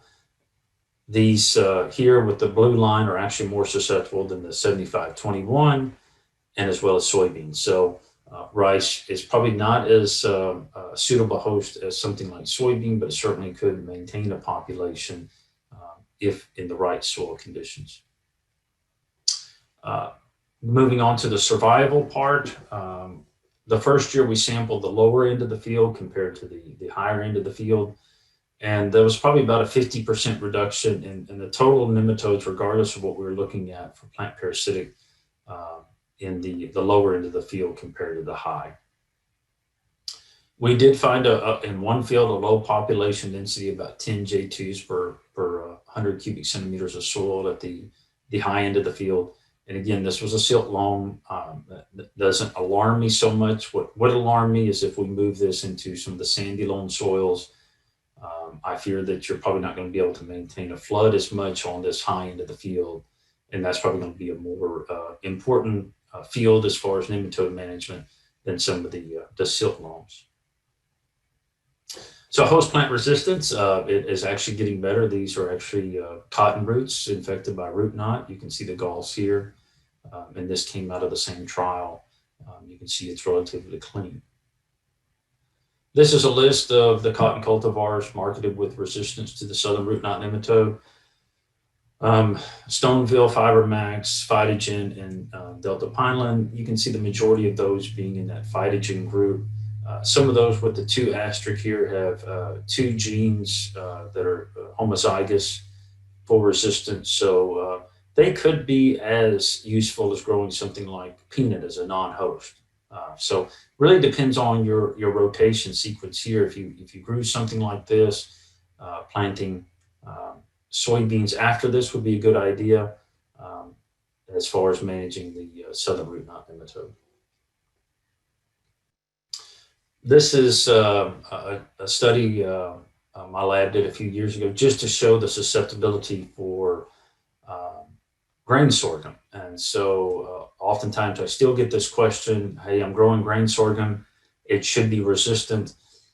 Some are better than others. Some of these taro varieties here, again, this was done back in 2013, are certainly better than some of the other grain sorghum hybrids that are over here. This is cotton, so cotton is certainly more problematic as far as maintaining a population of root knot nematode compared to grain sorghum. But you can see here, this is a corn hybrid. These were all collected at the same time, probably about 60 days after inoculation. So the numbers aren't real high as it would be towards the end of the season, but you can see their potential as far as reproduction and where they would kind of fall. Most of those grain sorghum varieties would be very similar to corn as far as maintaining a population of root knot nematodes. So just be careful with that. Just don't assume you're using grain sorghum and you're controlling nematodes. Host plant resistance in soybeans, also a few options. Each year, the OVTs are screened in the greenhouse, looking at galling as well as nematode reproduction. And actually, we had some this past year that were very resistant. We need to double check those in the field because sometimes we do see limited galling early on and more at the end of the season. So these will be some we'll pull and add there. But again, I think some of these seed companies are recognizing this as an issue, which is a good thing. This is some of our screening that we've done in the field. These are not from the OVTs, but just cultivars that seed companies are marketing for resistance or at least saying it has some type of resistance. Anything that's less than 4% of that root system galled, I would say would be resistant, although we do have some variability here. Some of those are right on the line, this GT Irene and this Delta Grow 4940, which has been our standard resistant in these trials for years. But you can see some of those could be considered as moderately resistant and would be a good fit for something like a seed applied nematicide in combination with the field. Here's our susceptible, which is kind of a standard. You would want to kind of compare this. This one you would not want to grow, and obviously trying to grow some of these in the field to maintain that nematode population. Again, our final nematode count was certainly over 60 at 372. Not the worst I've seen, but again, respectable number. But this sandy loam field wasn't as stressful as what we've had in the past.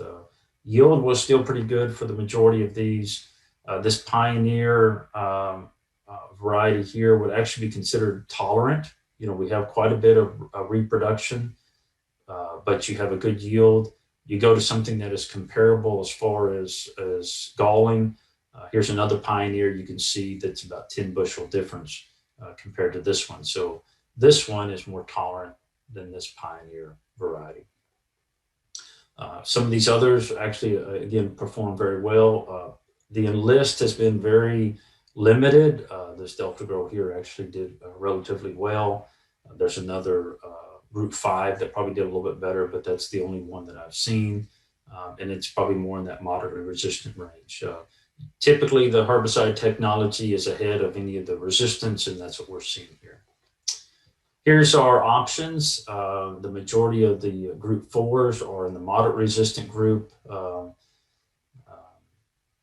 Some years they can be resistant, but I'm trying to be more conservative with these. You can take these and put them in a field that's very deep sand, high nematode population, and they will be at the best moderately resistant. The one asterisk means we just looked at them 1 year. Here's the other Enlist and the Delta Grow Group 5 actually did well. It's more of that resistant line. I don't have the data here, but in a couple of years, we summarized our Group 4s and Group 5s. The 5s had a 25% yield benefit over the Group 4s. And so I've often said if you have a root knot nematode field, growing a Group 5 is going to actually put more money in your pocket as far as yield. Liberty, again, no resistant. The two Pioneers here that are moderately resistant have been around for a while, very similar to something like the 43A42 that's in the Roundup group, and a few of the moderate resistant. So relatively limited options here. That information is available on the Arkansas Crops website too. If you didn't get it all here, certainly take a look at it on that website. Rotations, finally, you know, something like this rotation, just corn and beans, certainly going to rely on moderate resistant to resistant varieties. You can add cotton into your program, something that has a good source of resistance. Again, going back to the start, you're going to follow your susceptible soybean after the cotton. Peanut in the program is probably very limited. Where these other crops do well, peanuts do not. But if you did, that would be kind of a sequence for managing the southern root knot nematode. Again, having two legumes in there could increase issues with things like southern blight. The only way you can know what's going on with your nematode samples, whether that's root knot, reniform, soybean cyst, lesion, is by collecting soil samples. We do recommend it every 3 to 4 years. And again, for the past several years, the Soybean Promotion Board has sponsored free samples. Last year, we had about 900 samples from that. So it was a good year for sampling in the fall. So certainly take advantage of that again if you're an Arkansas farmer consultant growing beans in Arkansas for the upcoming cropping season. With that, thank you. And hope you found this information helpful and informative. Thanks, Travis. So one question we have in thinking about root knot nematodes, kind of if you do have root knot nematodes in a particular field, kind of what's the systems approach at tackling that problem? Is it a combination of, seed treatment, sand varieties, and rotation? So what's your thoughts on that? It always seems to be a field by field basis, but depending on the population, that's where those seed treatments seem to have a fit. Past that, host plant resistance is going to be the best option. And then kind of like that last slide, from a systems approach, monitoring every few years to see if that sequence of crop rotation is doing you some good or hurting you, can kind of help you plan for the future. That'd be my approach. All right. Thanks for that answer. So up next is Trent Roberts, who will be talking about fertility. Hello, my name's Trent Roberts, and I would like to welcome you to the nutrient management portion of the soybean winter production meeting. So as for a topical outline today, I will be discussing common nutrient concerns in Arkansas soybean production. We'll cover a little bit of the economics of potassium fertilization specific to soybean. We'll discuss late season potassium applications, our new dynamic critical tissue potassium threshold, some new information on chloride toxicity, and then wrap it up with some key takeaways at the end. So 2 things to really think about as it relates to nutrient management in terms of deficiencies and toxicities specific to Arkansas soybean production. The major nutrient that we're most likely to see a deficiency of is going to be potassium, and that really needs to be the focus of our fertilization program or our nutrient management program as it relates to both irrigated and non-irrigated soybean.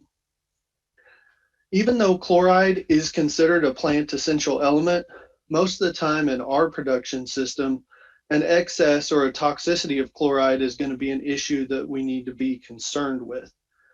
This is becoming more and more important in our specific production system, and I will cover that more in depth in a minute. So just to start with fertilization economics and productivity, this is from our 2021 Cooperative Extension Service budget for irrigated soybean. If you look at irrigated soybean in particular, 15 to 20% of the total production budget is dedicated to fertilization. And that's typically associated with potassium and phosphorus fertilization.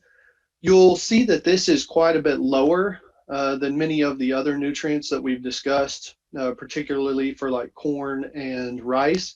That's because for our cereal crops, they need nitrogen. So that percentage of the budget for those crops is quite a bit larger than it would be for soybean. I think the flip side that you have to understand is that even though the percentage of fertilization is lower for soybean in particular, because we don't apply nitrogen to this particular crop, the productivity or the profitability of soybean is still very tightly linked to how well we fertilize and how well we manage that particular nutrient.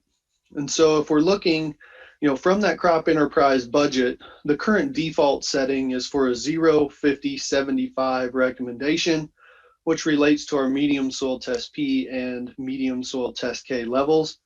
If you look at the cost of application for that, it's going to be roughly $42.75 per acre. Now, just to break this down a little bit further, we have a comparison of the fertilization cost across our range of soil test categories. So over on the left-hand side, we have our phosphate recommendation in pounds of P2O5 per acre. Across the top, we have our potash recommendation in pounds of K2O per acre. And you can see here how the cost of fertilization changes as your rate of application changes for both of these particular nutrients. You can see here for our medium soil test K and our medium soil test P that the cost of fertilization equates to that $42.75 per acre. However, one thing that we need to make sure everyone understands is that our most common recommendation that's currently given out by the soil test lab in Marianna equates to a low soil test phosphate and a low soil test potash, or K, category, which would cost roughly $60 per acre to apply. And so one thing we've been trying to emphasize to producers is if you're using those crop enterprise budgets, they are set up to where you can manipulate that information. And so we would encourage you to go in and put in the actual rates of fertilization that are recommended from your soil test to get your specific budget, based on those actual fertilization rates that you will be applying. So to switch gears real quick, I've talked about this a little bit, but I wanted to just remind everyone that we have developed a new profit maximizing K fertilizer rate recommendation support tool. I've included the link where you can actually go and look at that particular tool. I would encourage you to go look at that and familiarize yourself with it. We currently have one for soybean as well as rice. The things that are important about this tool, it uses various inputs from your production system to help predict an economic maximizing or profit maximizing K rate for your production system. So if you look here, we take into account soil test K, your projected soybean value, your projected K fertilizer cost, and then any associated application costs. This is just a preview of that particular K rate profitability maximizing calculator. And you can see here the input costs associated, different variables that you can input and alter depending on your specific production systems. The one thing that you will notice is these input costs do have a significant influence on what our profit maximizing K rate is going to be. The one thing that I will tell you, what drives, in my opinion, the rate changes in this particular calculator are going to be, the expected value of your soybean crop and then your expected yield goal. And we would, really encourage you to make sure you use realistic yield goals with these calculators, because, that's really going to drive what the fertilization rate is going to be a lot of times. With any of these calculators, the more information that you have on your input cost and your projected soybean value, the better off you're going to be. And it's just kind of like anything else. The more data you have, the more input information, the better we can predict what that fertilization rate is going to be. Now, to kind of switch gears a little bit, I think going forward, using these profit maximizing K rates is going to be important, but it's a great starting point. And by starting point, I mean we can, go out with these rates knowing that we can make corrections or adjustments in season, based on yield potential or the crop performance or environmental conditions that we may have that particular growing season. And so the next thing, right, is the development or response of late season fertilization. And so a lot of the work that Dr. Slayton has done, over the past 4 to 5 years has been focused on, how late we can apply potassium to soybean and still get meaningful yield responses. And so a couple of the things to keep in mind, especially for furrow irrigated systems or just irrigated soybean systems in general, in-season K applications are taken up very quickly. So that means if a deficiency is identified or hidden hunger, as long as we're irrigating those soybeans, we can apply that potash fertilizer and be assured that it's going to be taken up and utilized very efficiently in a timely manner. The next thing to think about is the responsiveness of soybean is really going to be linked to the deficit level of your soil. So for instance, we determined that maximal yield can be obtained with fertilizer applied 20 days after R1. And if you have a hidden hunger type of situation, which would be more of a medium to low soil test K situation, those hidden hungers can be corrected up to 44 days after R1. So just to give you a little idea, this is a visual representation of what I'm trying to talk about. In this upper panel, we have essentially soybean yield response at various application timings for very low soil test K soils. And in this particular instance, what you'll see is the R1 stage falls right around 40 days after planting. And we can see here that the window where we can still apply potassium fertilizer and maximize our soybean yield is about 20 days past this R1 growth stage. As we increase our soil test category and we move up to a low soil test K, you can see that that window of opportunity is significantly increased. So in this particular scenario, we can wait as long as 44 days after R1 to apply potash fertilizer and still maximize our soybean yield. And really what I'm trying to emphasize here is the development of these tools and the development of this information allows us to be assured that in season, we can accurately identify where we might have hidden hunger situations or confirm visual deficiency symptoms and apply potash in season while still maintaining or maximizing our soybean yield potential. So for the past year, we've been discussing our dynamic critical K concentration curve, which I think is one of the most exciting tools that we've come out with for soybean in particular. And really what this does is it allows us to take tissue samples in season and identify, whether or not we're suffering from hidden hunger, which is potassium deficiencies that aren't exhibiting themselves as, the visual chlorotic symptoms. And then the other thing that it does is it allows us to confirm potential or visual potash deficiency symptoms. So one thing that you'll notice about this dynamic critical K concentration curve is how our critical concentration changes over time. And part of this is, the plant biomass increases, we kind of get a dilution effect, and so that critical concentration tends to decrease over time. And what we've done here is we've set it up as days after R1. And our goal really with this particular approach is to try to stay above this 95% maximal yield line with our tissue K concentration. So for instance, in our very low our very low soil test K soils, anywhere from 0 to 21 days after R1, we're trying to maintain our tissue K concentration, above roughly this 1.6% K value. And then in our low soil test soils, what you can see here is our window of opportunity really goes out to about 44 days past that R1 growth stage. And you can see our interpretation is going to change over time because that dynamic critical K concentration changes. What we've done is, the next step in this process is an Excel-based tracking platform. And we've tried to make this as user-friendly as possible. And you can see there's several different inputs here that can be applied, but what we really need to know are the planting date and the R1 flowering date, and this can be predicted using, some type of soybean phenology modeling system like SoyMap or SoyStage or SoyPheno. And when you come in and put this, it allows you to enter your tissue K concentration values and the associated sampling dates, and it will go ahead and just populate that data to this graph that you can see here built within the Excel spreadsheet.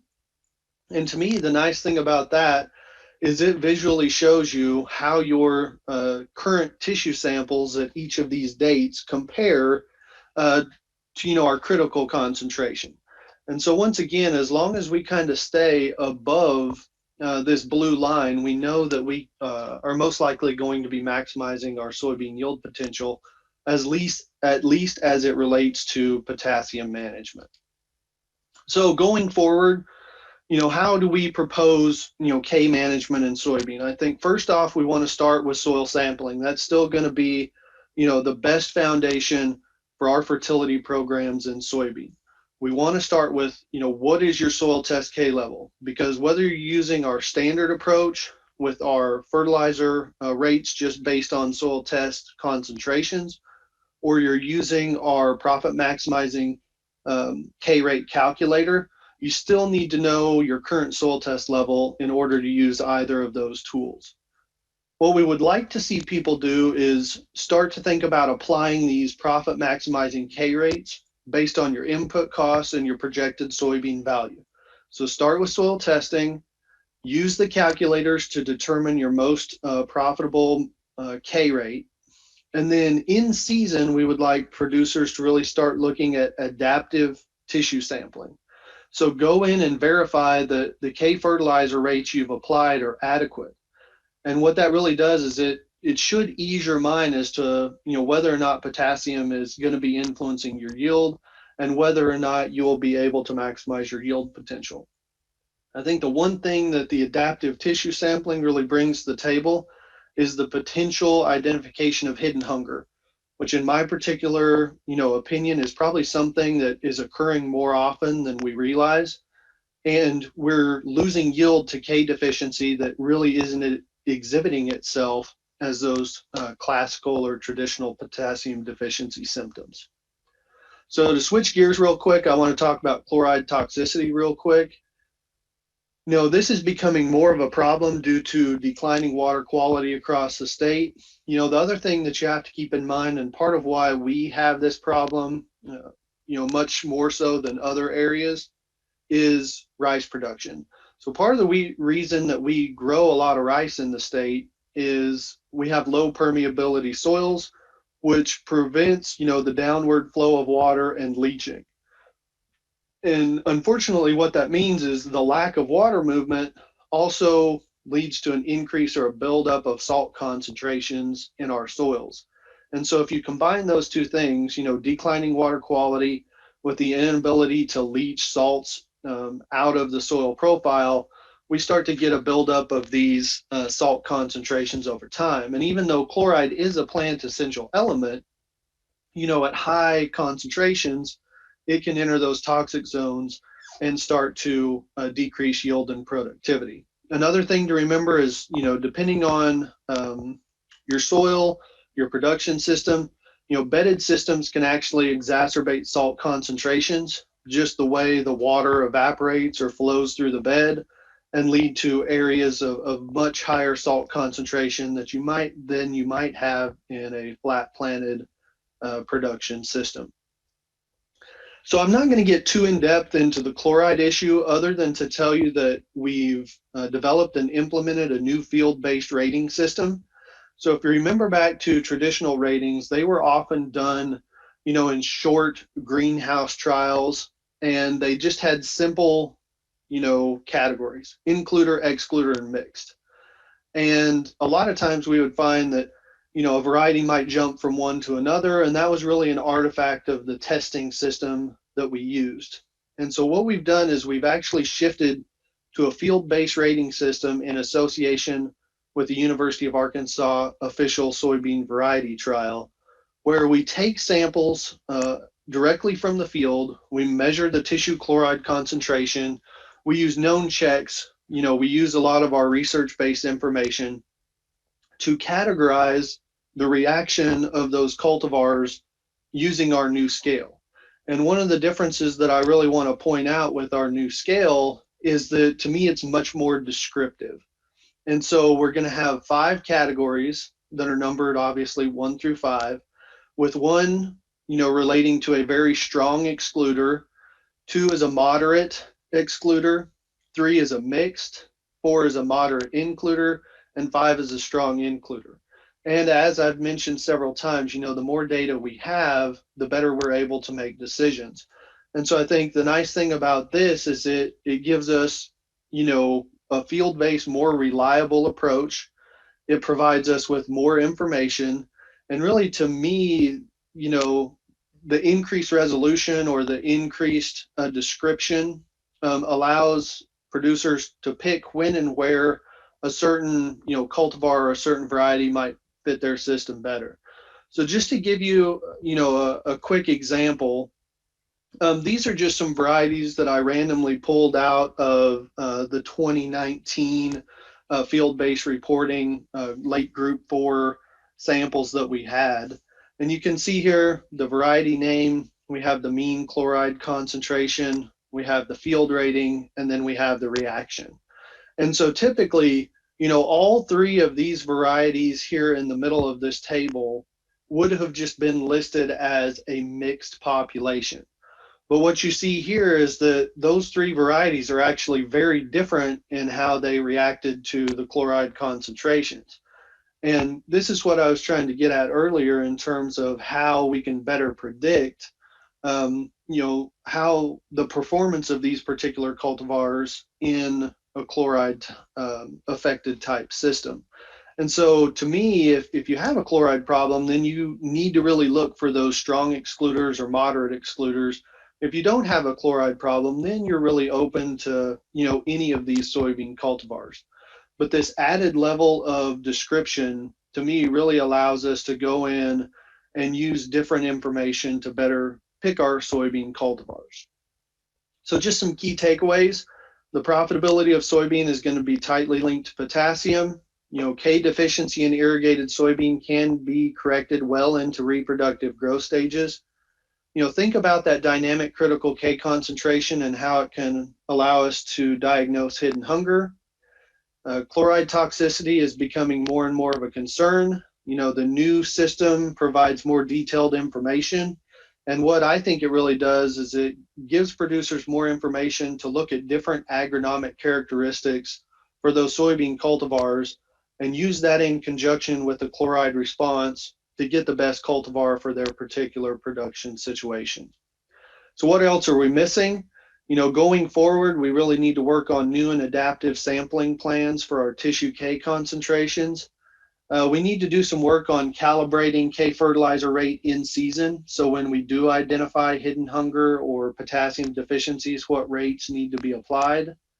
And then we need to look more at the economics of those in-season applications. Lastly, I would like to acknowledge the Arkansas Soybean Promotion Board, the soil test tonnage fee, the University of Arkansas System Division of Agriculture, and the soil fertility crew. As always, if you have any questions about nutrient management in soybean or any other nutrient management concerns, please feel free to contact me. Thanks. Thanks, Trent. And another reminder, please be sure to add your questions to the Q&A panel. And so, Trent, one question we've had, is there any data or comments on sulfur applications in soybeans? Jeremy, thanks for the question. In regards to sulfur applications in soybeans or other crops, I think we need to keep in mind that over time, we are seeing some declining sulfate or sulfur soil test levels in Arkansas. But as a general rule of thumb, on the majority of our soils, whether they are silt loam or heavier textured soils, with adequate organic matter, we're typically not going to see sulfur deficiencies. The areas where we're going to see sulfur deficiencies in all of our crops, whether they're cereal crops, soybeans, or cotton, are going to be our very sandy soils with low CEC or low soil organic matter. Typically, we tend to know where those areas are, and I think as a producer or as a consultant, we need to decide what proportion of the field is impacted by the sulfur deficiency and whether it makes sense to treat the entire field or just those particular areas. For something specific like soybean, I think it would be really good to consider alternative potassium fertilizer sources such as potassium sulfate, because what that would allow you to do is not only apply your potassium needs to your soybean, but you could also potentially meet those sulfur requirements across the field. Thanks, Trent. Let's give you one more question while we're here. So the new scale for chloride toxicity, what does mix mean? Will there be issues or problems with salt injury? So, I mean, the mixed is really just kind of the middle of the playing field.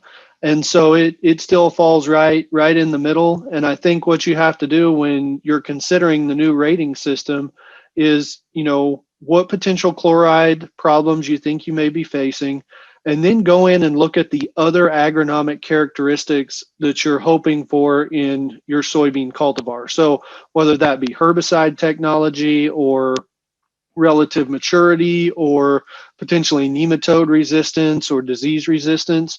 And so with disease and nematodes and herbicide technology, right, we have all this information to really categorize our cultivars. And so that's what we're trying to do with the chloride, is give us a higher resolution to tell differences in our cultivars between what's going to react adversely to high chloride and then what will be, better able to stand up or tolerate high levels of chloride. So that mixed, once again, is just kind of right in the middle of the pack. It doesn't really, express excluder or includer properties. It's just kind of there in the middle. All right. Thanks for Trent for those answers. We've got one more presentation today. That's going to be our weed scientist, Dr. Tommy Butts. Hello, my name is Tommy Butts, Extension Weed Scientist with the University of Arkansas System Division of Agriculture. And thank you for joining me today for the weed control portion of the 2021 Arkansas Soybean Production Virtual Meeting. Now, the first thing that I wanted to jump into and discuss is the bad news, which is Palmer amaranth resistance and the update across the state of Arkansas. So the first thing that you'll notice is across the state, we have confirmed resistance in Palmer to 6 different modes of action. The glyphosate, the DNAs, or the yellow herbicides and ALS inhibitors are very common. Almost greater than 90% of all our populations basically have those 3 resistances in their populations already. We also have confirmed HPPD inhibitor resistance, PPO inhibitor resistance, and the group 15 resistance, which, if you look at these maps that we've created, has really started to take off as well across the state, and distribution is spreading farther, more and more counties across the state. This top figure, every county that's colored blue has a population that has been screened in Dr. Norsworthy's program and has resulted in less than 60% control from an HPPD inhibitor herbicide at a labeled rate. So you can see several instances there across the entire state of Arkansas where there's pretty good suspected resistance to HPPD herbicides. In the bottom figure, every county colored in red or black has had a population that's been screened and confirmed resistant to a PPO inhibiting herbicide. So that has really broadened its reach across the state and is widespread at this point now as well in Palmer. And even scarier is the 3 counties in black have been confirmed to have group 15 resistance as well. So the dual magnums, Zidua, Anthem, Outlook, Warrant, all of those, there's confirmed resistance in the state in 3 counties to those herbicides as well. Also, even scarier news on the resistance front is we do have a population. This was collected in Mississippi County by Tom, and Dr. Norsworthy has done some screening in Fayetteville on it. And as you can notice, glufosinate is losing its effectiveness on this population pretty significantly. Right here in this second box, you can see a 32 fluid ounce per acre rate, so a labeled rate of Liberty on top of that pigweed, and it's growing strong, showing barely any symptoms and surviving. And even way over here on the far right, at a 256 fluid ounce per acre rate, or an 8x rate, we have survivors growing in this population. So we have not confirmed glufosinate resistance yet, but as you can see from the pictures and from initial testing, there's a very high likelihood that we have a confirmed glufosinate resistant pigweed population in the state of Arkansas. So basically this all comes to the conclusion of, I feel like Kevin McAllister in Home Alone, where we have a lot to be worried about and scream about with some of our herbicide resistance concerns in Palmer in the state. And so we really need to take a diversified approach and manage these pigweed populations from a whole lot of different facets to achieve season-long weed control and effective control at that. Now, this diversified approach really starts off with pre-emergence residual herbicides. And when I say pre-emergence residual herbicides, I mean using multiple effective sites of action within these pre-emergence residual herbicides. So right off the bat, group 15 herbicides and metribuzin are very critical to have in our mixes and make sure that we can make these effective. Now, in the pictures that you can see here, I've highlighted a few different options that have done really well for us in some small plot research. Trivence is a great option with multiple effective modes of action. It's got 3 different modes of action in there, 2 that are really effective for Palmer, the metribuzin and the flumioxazin or PPO part. Now, if you are in a PPO inhibitor resistant area, mixing in like a 2.5 fluid ounce acre rate of Zidua can really help Trivence out and give you those multiple effective options there. Boundary continues to be a very good residual product with its mix of S-metolachlor and metribuzin, and Fierce tends to be a very good option as well. Again, it's a mix of flumioxazin and a PPO plus our pyroxasulfone, the Zidua or Anthem component. And Fierce also has a Fierce MTZ product, or Valent, I should say, has a Fierce MTZ product for our PPO inhibitor areas where we can get the metribuzin in with that pyroxasulfone component, and again have both of those effective pre-emergence products working in our residual scheme. Also, a benefit to using these multiple diverse effective sites of action is it also provides us broader spectrum weed control. As you can see here, we really achieved pretty good grass control along with the Palmer control by having these diversified strategies in there.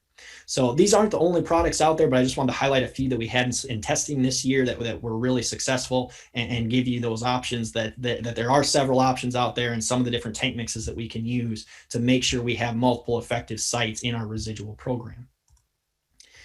Now, I want to jump into some recommendations for our different herbicide trait technologies. And before I get into that, I figured I'd start with the dicamba regulations for 2021.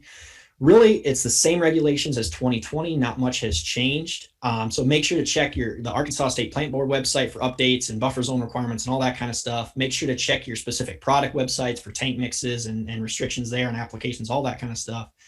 The main couple things I wanted to highlight was the fact that there is a training required again this year to apply these products, and that training is given through the companies. However, due to the pandemic and COVID, these trainings they are accepting an online training now for this instead of an in-person one. So the company trainings can be taken online and will account for being able to apply dicamba in crop this year. Once again, we have a May 25th cutoff. One difference is that from the federal label, we have to add in a volatility reducing agent, and there's currently only 2 labeled, Vapor Grip Extra and Centris. So make sure to abide by all these rules, and again, check out the different websites and stuff for any updated rules and regulations as we go along. Now, jumping into the program checklist, I wanted to hit on several things for each of our herbicide traits and what we should look out for. So I wanted to start with XtendFlex, our newest approved soybean herbicide trait technology out there. This has resistance to dicamba, glyphosate, and glufosinate. One of the first things we wanted to recommend is to consider using dicamba at planting with our pre's. And the primary reason for this is, one, hopefully we have an opportunity to use dicamba ahead of the cutoff date, but also dicamba has a decent residual activity for Palmer, especially in low moisture conditions. And so if we have a situation where we apply our pre-emergence residual herbicides, but we don't have an activating rainfall or an activating moisture right away, dicamba can carry us through until we get that moisture, and then it'll activate our next residuals that we had applied with the dicamba. That'll activate and take over and prolong our residual control. So it's kind of a risk management standpoint from a moisture perspective, that it'll give us residual control even in a dry environment. Once we get that moisture, it activates our other residuals and it'll take over for that dicamba. So it's a very good option to try and include in as a pre. Also, we want to make sure that we're adding in group 15 residual herbicides with our first post to overlap our pre-emergence application.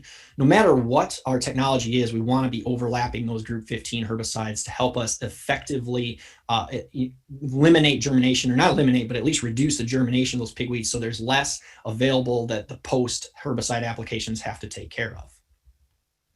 When we talk about Xtend, which is resistant to dicamba and glyphosate, again, the same goes for the dicamba on trying to use it pre as much as possible and get it out in advance of the cutoff. If you are in a PPO resistant Palmer area, once we pass that May 25th cutoff with Xtend soybean, there's basically no options post to try and successfully manage that pigweed. So you have to rely on overlapping those residuals and getting them out in a timely fashion to not let Palmer ever get out of the ground. So very, very challenging environment in that situation in Xtend soybeans. When we look at Enlist E3, this is resistant to 2,4-D, glyphosate, and glufosinate. What we really want to recommend here, along with overlapping those residuals again in that first post-emergence application, we also want to highlight the importance of tank mixing Enlist 1 and glufosinate together for pigweed control in this system. We've seen that can manage a lot of risk and really gets us better pigweed control on the whole, instead of using those products alone by themselves. So the tank mix is really a good option with Enlist E3. And finally, there is LLGT27 soybeans available. These are resistant to glyphosate, glufosinate, and isoxaflutol, which is an HPPD inhibitor.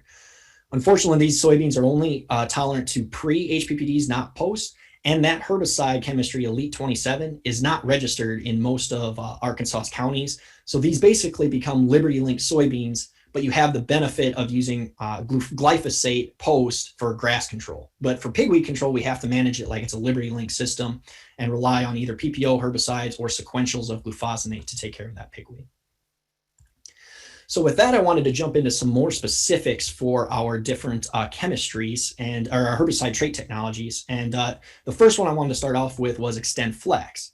So these next few data slides actually come from one of Dr. Norsworthy's graduate students, Lawson Preece, and this is from some of his dissertation projects where he was looking at sequential applications within an XtendFlex system and also the timing between those sequential applications to optimize our Palmer control.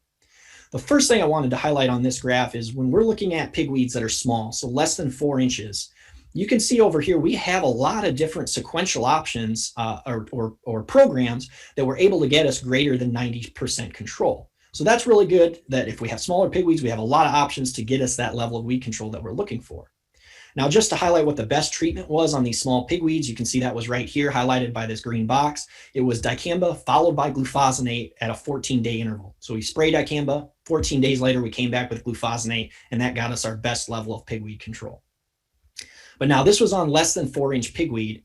And the next thing I want to highlight is when we go to 4 to 10-inch pigweed. So our pigweed's gotten a little out of hand, it's big, maybe off label. Now, if you look over here at our 90% control bar, you'll see we only have one bar that gets us greater than 90% control, and we've lost a significant amount of control with all these other strategies. So this really highlights the fact of how we need to be timely with these post applications to really get the most control out of these systems. Even with something like dicamba or 2,4-D, we have to be timely to get the most out of these and achieve our maximum levels of control.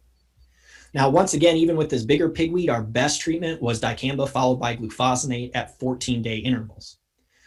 But now the last thing to mention here is when we look at the different time intervals with that sequential application, we see another interesting thing emerge. If we look at dicamba followed by glufosinate at 14 or 21 days, you'll see we got our greatest levels of control. That's in that yellow box there. But if we look at dicamba followed by glufosinate in shorter time intervals, so at 7 days later, 3 days later, or even in the same day, you'll notice we have a significant reduction in our level of weed control in that sequential application. So basically in an XtendFlex system, when we make that dicamba application, we really need to wait at least 14 days before we apply our sequential glufosinate application to maximize our weed control in that system. Now, also, I like to mention there was a tank mix included in this of dicamba and glufosinate down here. Now, that is an off-label application, and so we don't recommend it from that standpoint. But also, if you look at the level of weed control of the tank mix compared to our sequentials, you'll notice it's significantly less as well. So from both the standpoint of the tank mix is an off-label application, and we have a significant reduction in our weed control, it's really not something we want to be doing. We want to make sure that we're using these sequential applications to maximize our effectiveness in an XtendFlex system.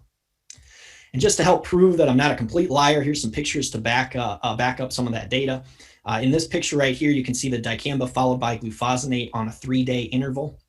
And you can see all those pigweeds that are still there, as opposed to here in this plot, when we look at dicamba followed by glufosinate with that recommended 14-day interval, you can see how much better pigweed control we have. And there's only a few small escapes at that point. And so much better weed control with that 14-day interval than when we try to shorten up that interval. So that was XtendFlex. Next, I wanted to get into some Enlist E3 recommendations. And so here's a few plot pictures from Rohr, Arkansas this past year. The first thing I wanted to highlight in this second picture here, you can see is a 3-way tank mix of Enlist 1 plus Roundup, PowerMax plus Liberty. And you'll notice quite a few pigweed escapes in that plot. This tank mix is just definitely something I don't recommend in our soybeans. We similar to XtendFlex, we consistently see better control when we can use sequentials than we do when we use that tank mix all up at once. Also with this tank mix, we've seen that this can get pretty hot with the chemistry, especially if we're adding in a group 15 overlapping residual with that 4-way mix. And we'll get more speckling and more crop response because of that high load of surfactants and everything in that mix. So this is really something we're not recommending at all. But now as we move to the right and look at some of these other plots where there were sequentials used, you can see how our levels of weed control increased. This middle picture was Enlist 1 plus Roundup plus Moccasin or S-metolachlor, and then we followed it with a single shot of Liberty. The fourth picture here was Enlist 1 plus Roundup, and we followed it with Enlist 1. And the final picture over here was Enlist 1 plus Roundup, and we followed it with Liberty. And so you can see in all 3 of these plots, we actually have really good weed control. There's very little Palmer amaranth that escaped through those sequential applications.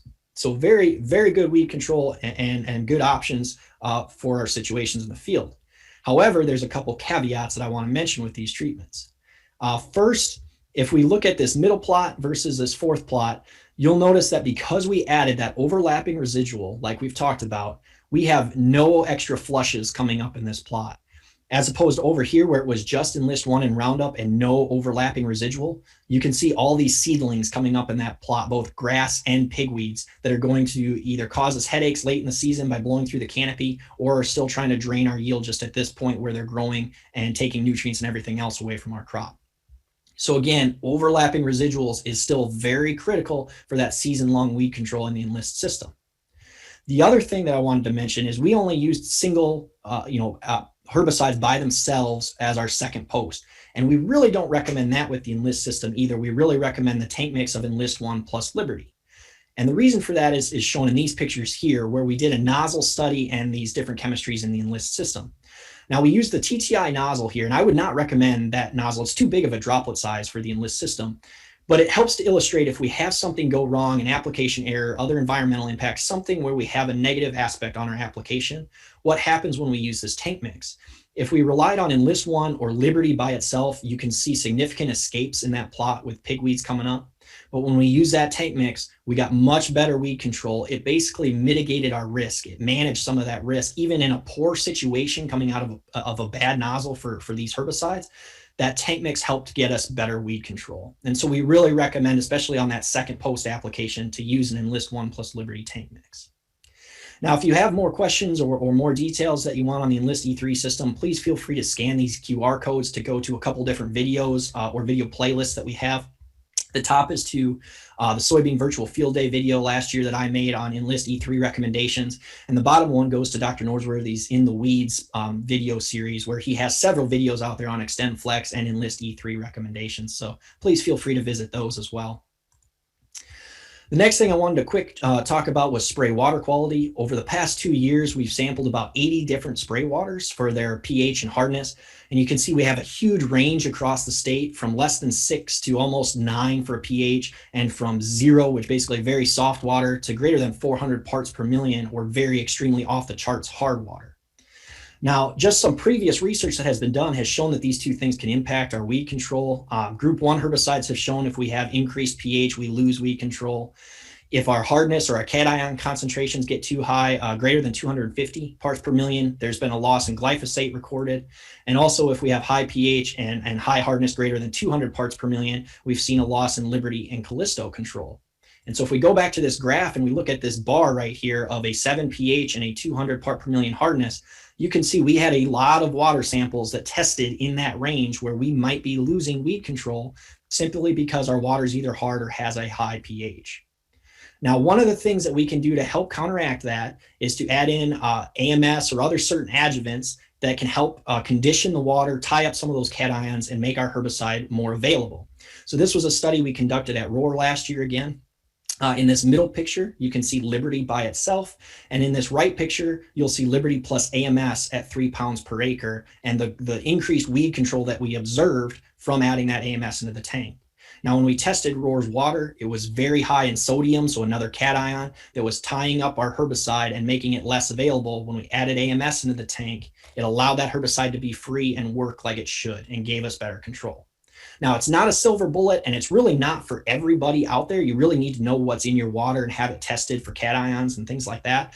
But if you have it tested and you have high cation concentrations or considered hard water, AMS or some of these other adjuvants may be really good options to help you get a few more, a little bit better weed control in your fields out there.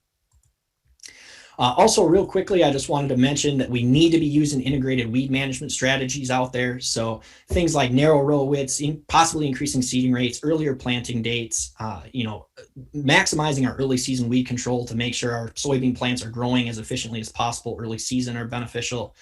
Using cover crops to help reduce that first flush, using deep tillage to bury seeds and hopefully reduce that soil seed bank. Cleaning our harvest equipment or tillage equipment so we don't spread seeds from field to field, and then also trying to maybe implement some harvest weed seed control to reduce any seeds from returning to the seed bank and continually increasing our problem from year to year. So we have to implement those. And the reason integrated weed management is so important is illustrated in this football analogy right here. When we use all these multiple effective strategies together, the cultural prevention, mechanical, and our chemical strategies, they all smack those weeds at the same time, right at that 4th and 1, and stop them from crossing that line and really causing us issues. So using integrated weed management with all these strategies together is really important. Now, to kind of sum everything up and give you my recommendations for 2021 weed control, what I want you to do is remember sports. If you can remember sports, it'll help you with your weed control moving forward. And what I mean by that is we want to start clean. We want to make sure that as we're planting, we're starting into a clean bed with no weeds emerged at that time. We want to use our pre-emergence, multiple effective pre-emergence herbicides up front. Then we want to overlap residuals with that first post and making sure that we're extending that amount of time with no pigweeds emerging. Required are those IWM tactics. We need to use as many of those as we possibly can in our system to help throw as many linemen and linebackers and everybody at that running back as we possibly can. We need to be timely. So just like that extend flex, we need to hit small pigweeds, even small grasses, so that we can make sure to maximize our effectiveness. And then finally, we need to select multiple effective mode of action post herbicides to match our emerged weeds to really be successful. So if you can remember sports, you can be successful in our weed control for the next year. With that, we have lots of other information that you can access for your weed control needs, fact sheets, visit our website for updated information, all of that kind of stuff. Also, Tom and I put together a video series on herbicide symptomology from drift rates of several herbicides. So please feel free to watch those videos at your chance. You can scan the QR code or visit that link. And also, if you want weed control information throughout the year directly on your phone, please feel free to opt into our texting service. You just need to text weeds to this phone number right here, and it'll automatically subscribe you to the service, and we'll periodically send information directly in a text message to you.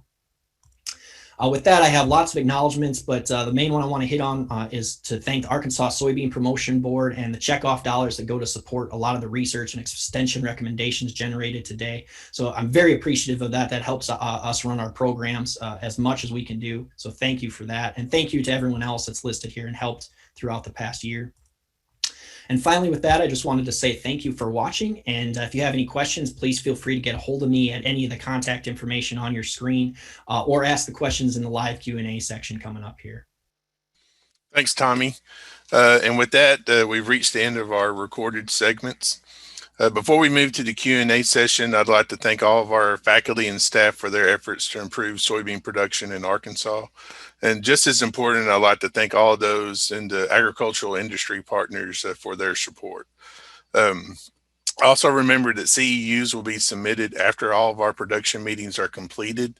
And so for those who have provided their license numbers when they registered, if you did not submit your license number and want to receive credit, please email your information to Jerry Clemens at jclemons@uaex.edu.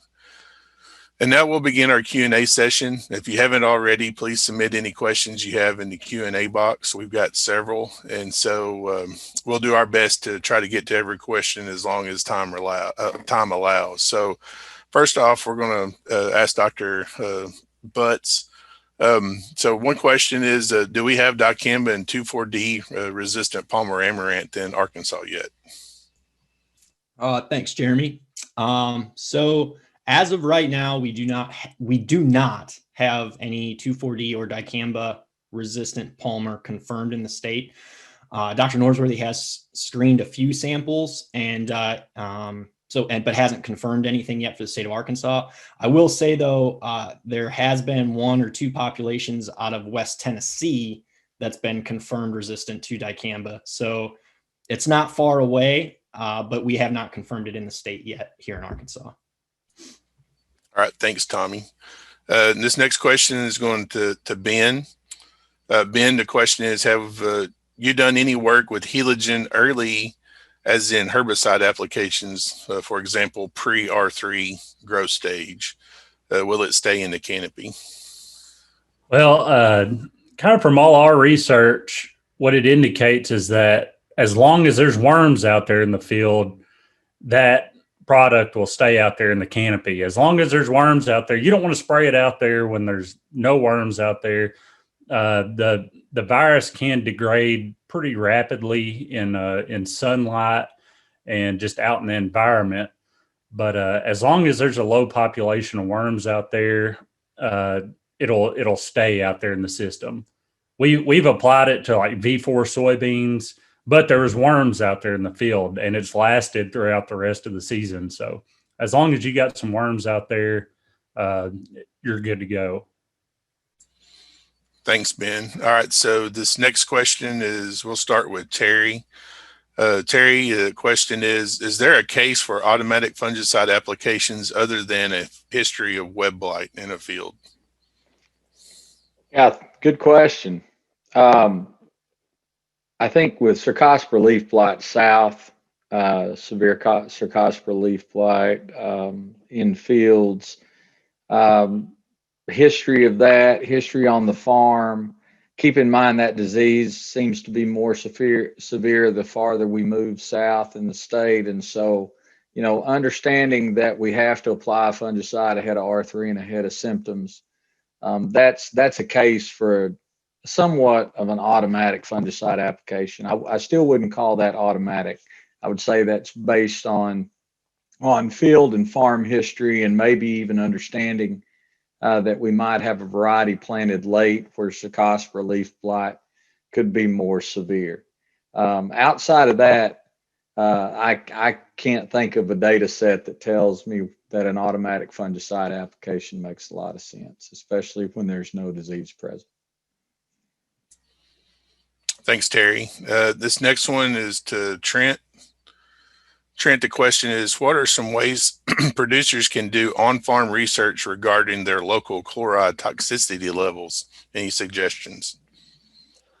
So the one thing that I would say regarding chloride toxicity in soybean is the most reliable way to assess whether or not you have an issue is to do tissue testing. So a lot of people have asked about soil testing for chloride in the past.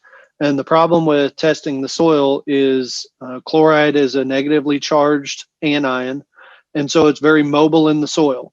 And that means that it's really hard to predict when and where that chloride is going to show up. And so if you think you might have a chloride problem, we really want to start with tissue analysis. I feel like we can take those uppermost fully expanded trifoliates, anywhere between R2 to R4. We do all of our field-based testing around the R4 growth stage just to give the plants plenty of time to take up and accumulate the chloride. But I think really tissue testing is where you want to start to identify or confirm a potential problem. And then the one thing that I would reach out to, agents, producers, and consultants is if you feel like you've got an area, with a potential chloride problem, let's do some tissue testing. But I think there's the potential to actually do some on-farm variety trials to see where these particular different responses to chloride toxicity would fit best into production systems. Tommy, the question is, I know we've talked about weed control and we tend to go with herbicides.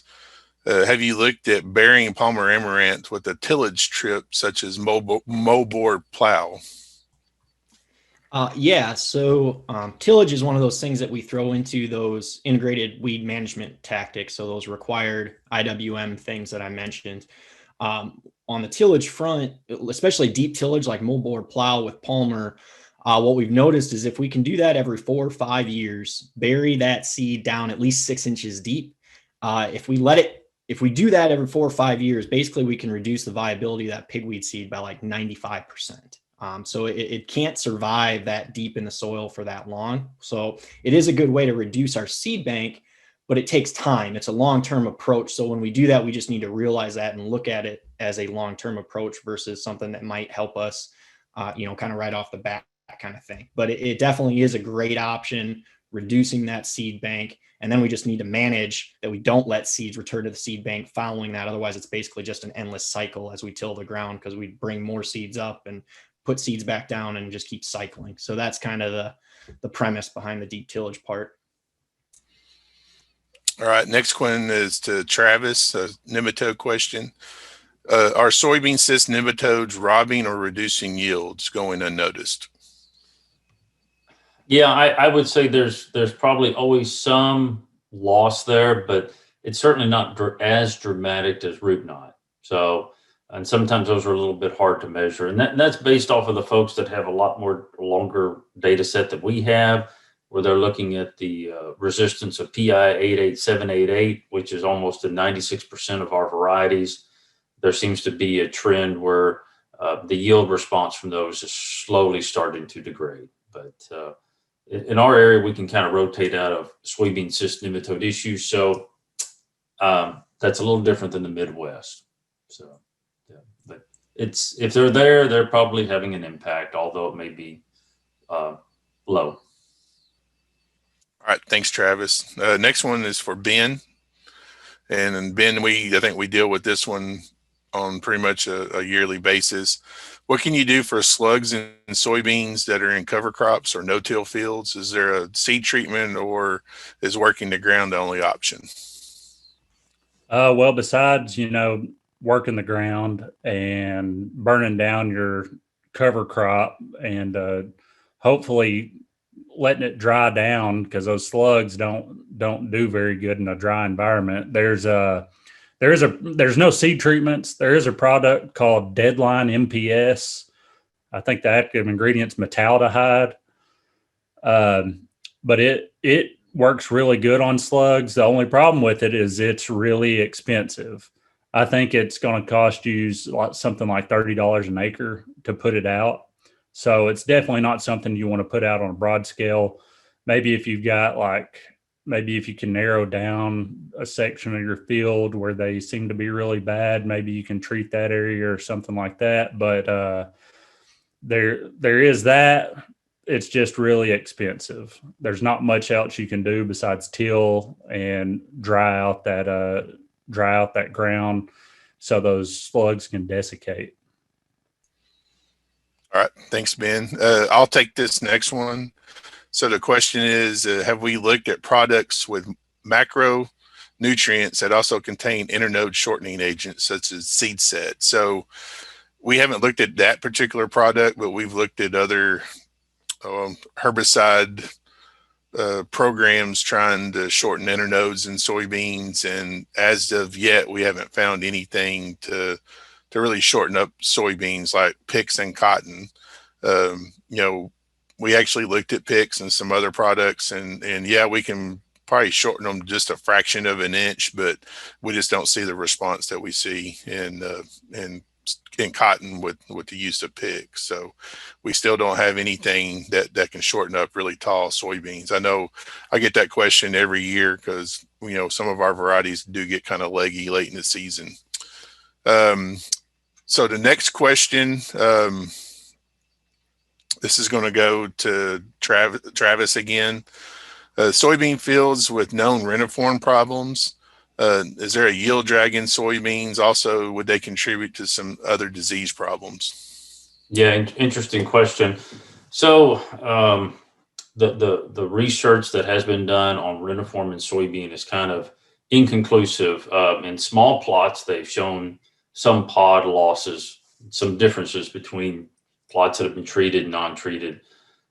But that's really been the only ones. When you go to a field situation, some of the trials that have been done in Arkansas, there's been no difference in the yield response. So although they're a really good pest, they can reproduce quite a bit, they really need some help to be a pathogen to really cause some yield losses in soybeans. Even in Louisiana, Charles Overstreet did tell-on and no tell-on, and the yield response wouldn't justify the expense. So that tells me that although they may have some drag, it's minor. Certainly not like what we see in root knot. Now, as far as the interaction with other diseases, that too is inconclusive. There's no really synergistic effect like what we see with root knot and fusarium when it comes to like fusarium wilt in cotton, or soybean cyst nematode and SDS in soybeans. We just haven't seen that with reniform. Most of the studies are just with the nematode itself. So opportunity for graduate students in the future to take a look at that, but nothing that we can say conclusive at this time. Thank you, Travis. Next question is going to go to Trent. Trent, is there any concern when applying poultry litter just ahead of planting soybeans? So I think the only concern that we would have is based on rate, and as long as we stay at that 1 to 2 ton application rate, we shouldn't have any issues. Soybean are going to be a little bit more tolerant to early season salt concentration, so that's not necessarily the concern. I think where we're going to be concerned is potentially the nitrogen in the poultry litter, inhibiting nodule formation and symbiotic nitrogen fixation. But as long as we kind of stay below that 2 ton per acre application rate, we shouldn't have any issues. All right, thanks for that answer. Next one's going to Tommy. Tommy, on Enlist soybeans, have you seen any weed reduction or of control when tank mixing Roundup plus Liberty? Thoughts possibly Liberty burning and not allowing Roundup to kill the weeds? So that's a good question. I would say in some past research, I've seen where there's a little bit maybe of an antagonism there. But it's never like in my research, it's never been a lot. I mean, we're talking 5% maybe at the most. And I know, when I've talked to Tom and Dr. Norsworthy about it and stuff, it's never been enough to kind of scare us away from doing that tank mix, if that makes sense. And generally, in a lot of our soybean situations, those two things were almost going after different weeds at this point anymore. Roundups we're typically have in there for grasses, and Liberty's not great on grasses to begin with.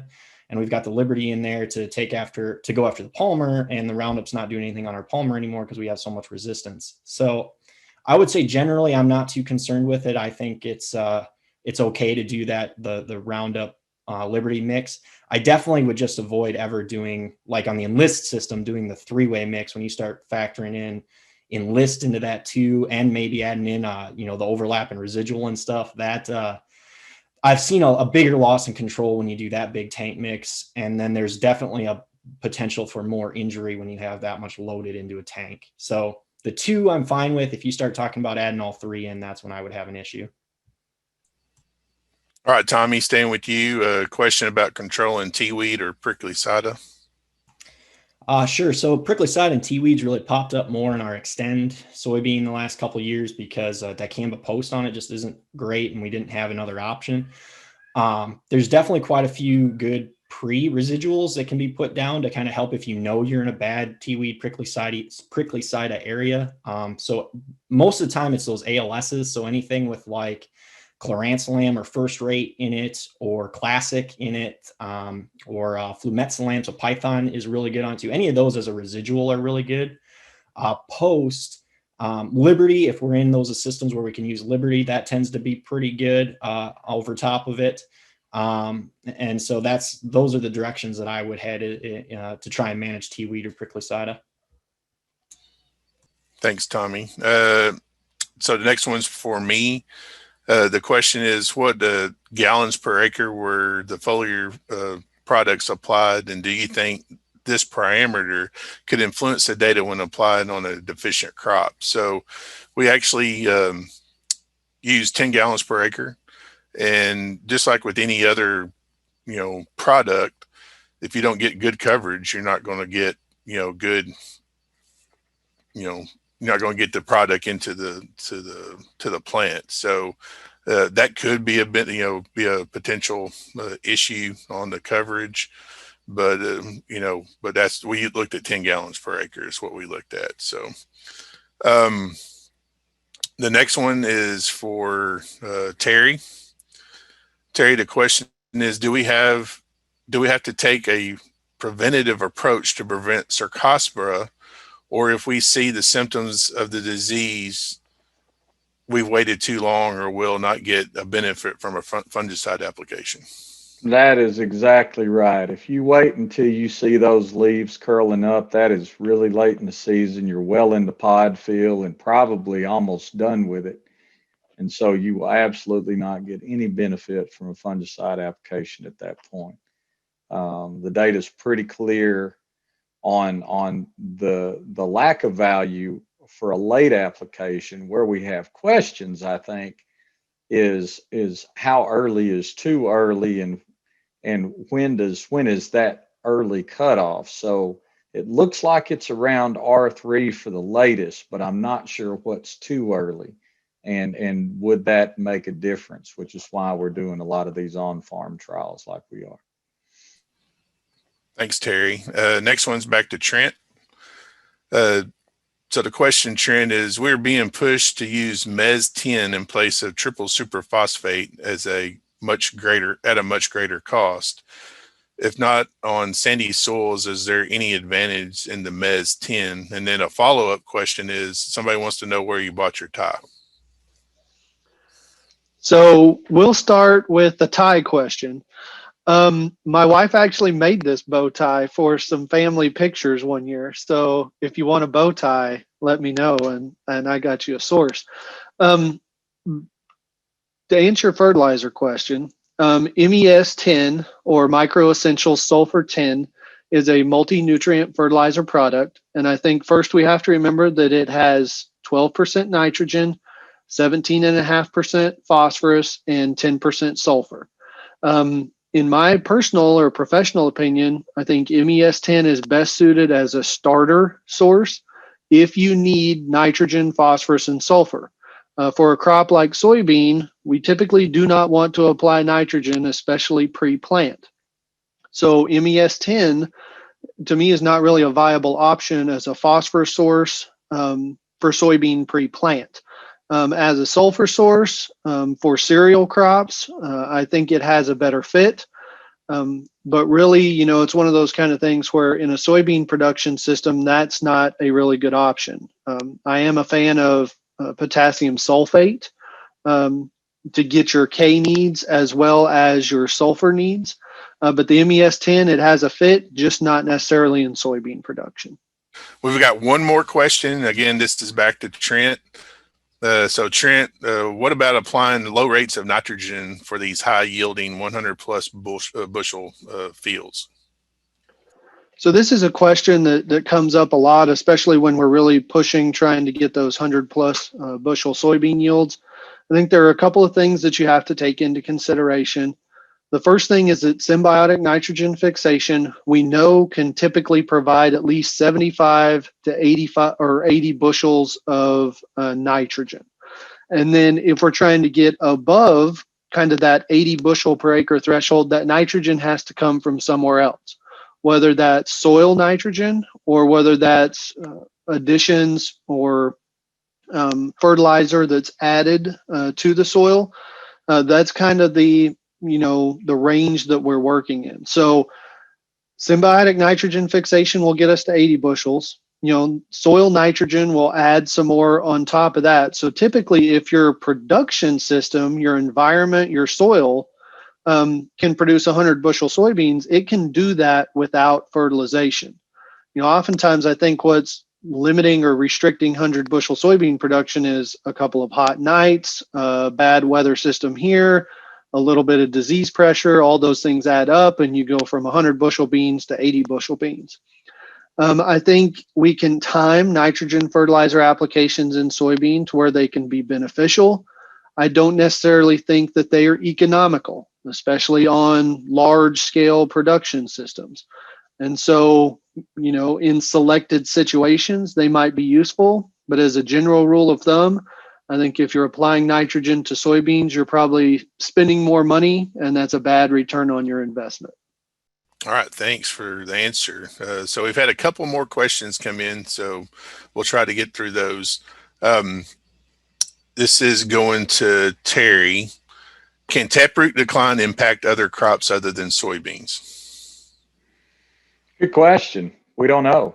We know that it can colonize a few other crops like cotton. It can colonize cereal rye. It can colonize corn, but the impacts are not clear. And if anything, what we've seen is they're negligible on corn and cotton, but that's been in rather controlled studies like done in a greenhouse or a growth chamber.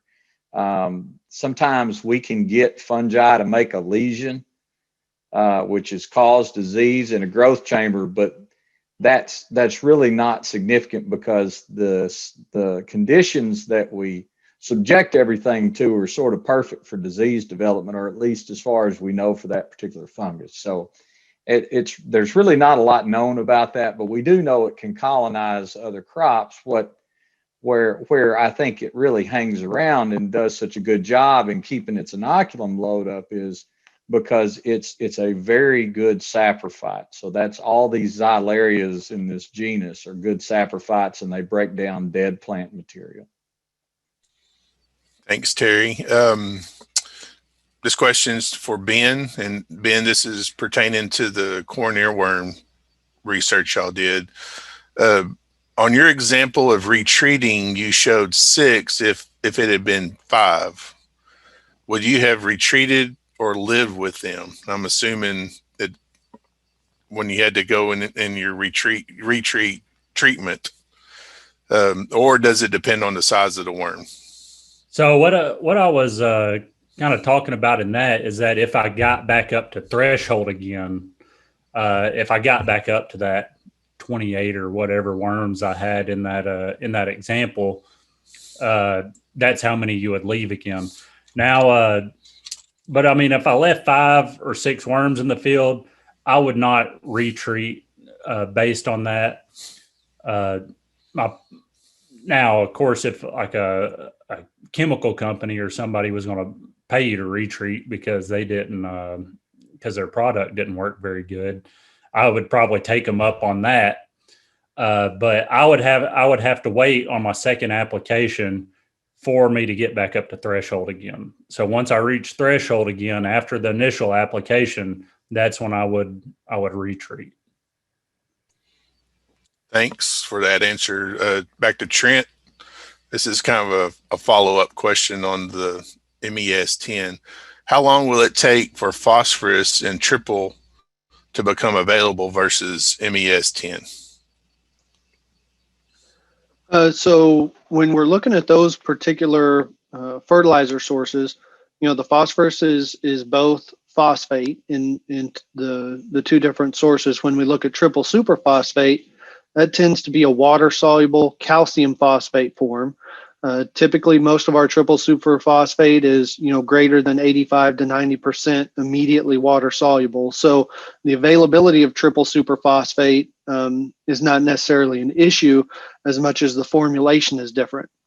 I don't particularly know with MES-10, but I feel like it's a combination of monoammonium phosphate or MAP, ammonium sulfate, and elemental sulfur. And so you're still getting phosphate in both forms. It's just the phosphate in MES-10 is coming from monoammonium phosphate, I believe. And triple superphosphate is going to be more of a calcium phosphate type of compound.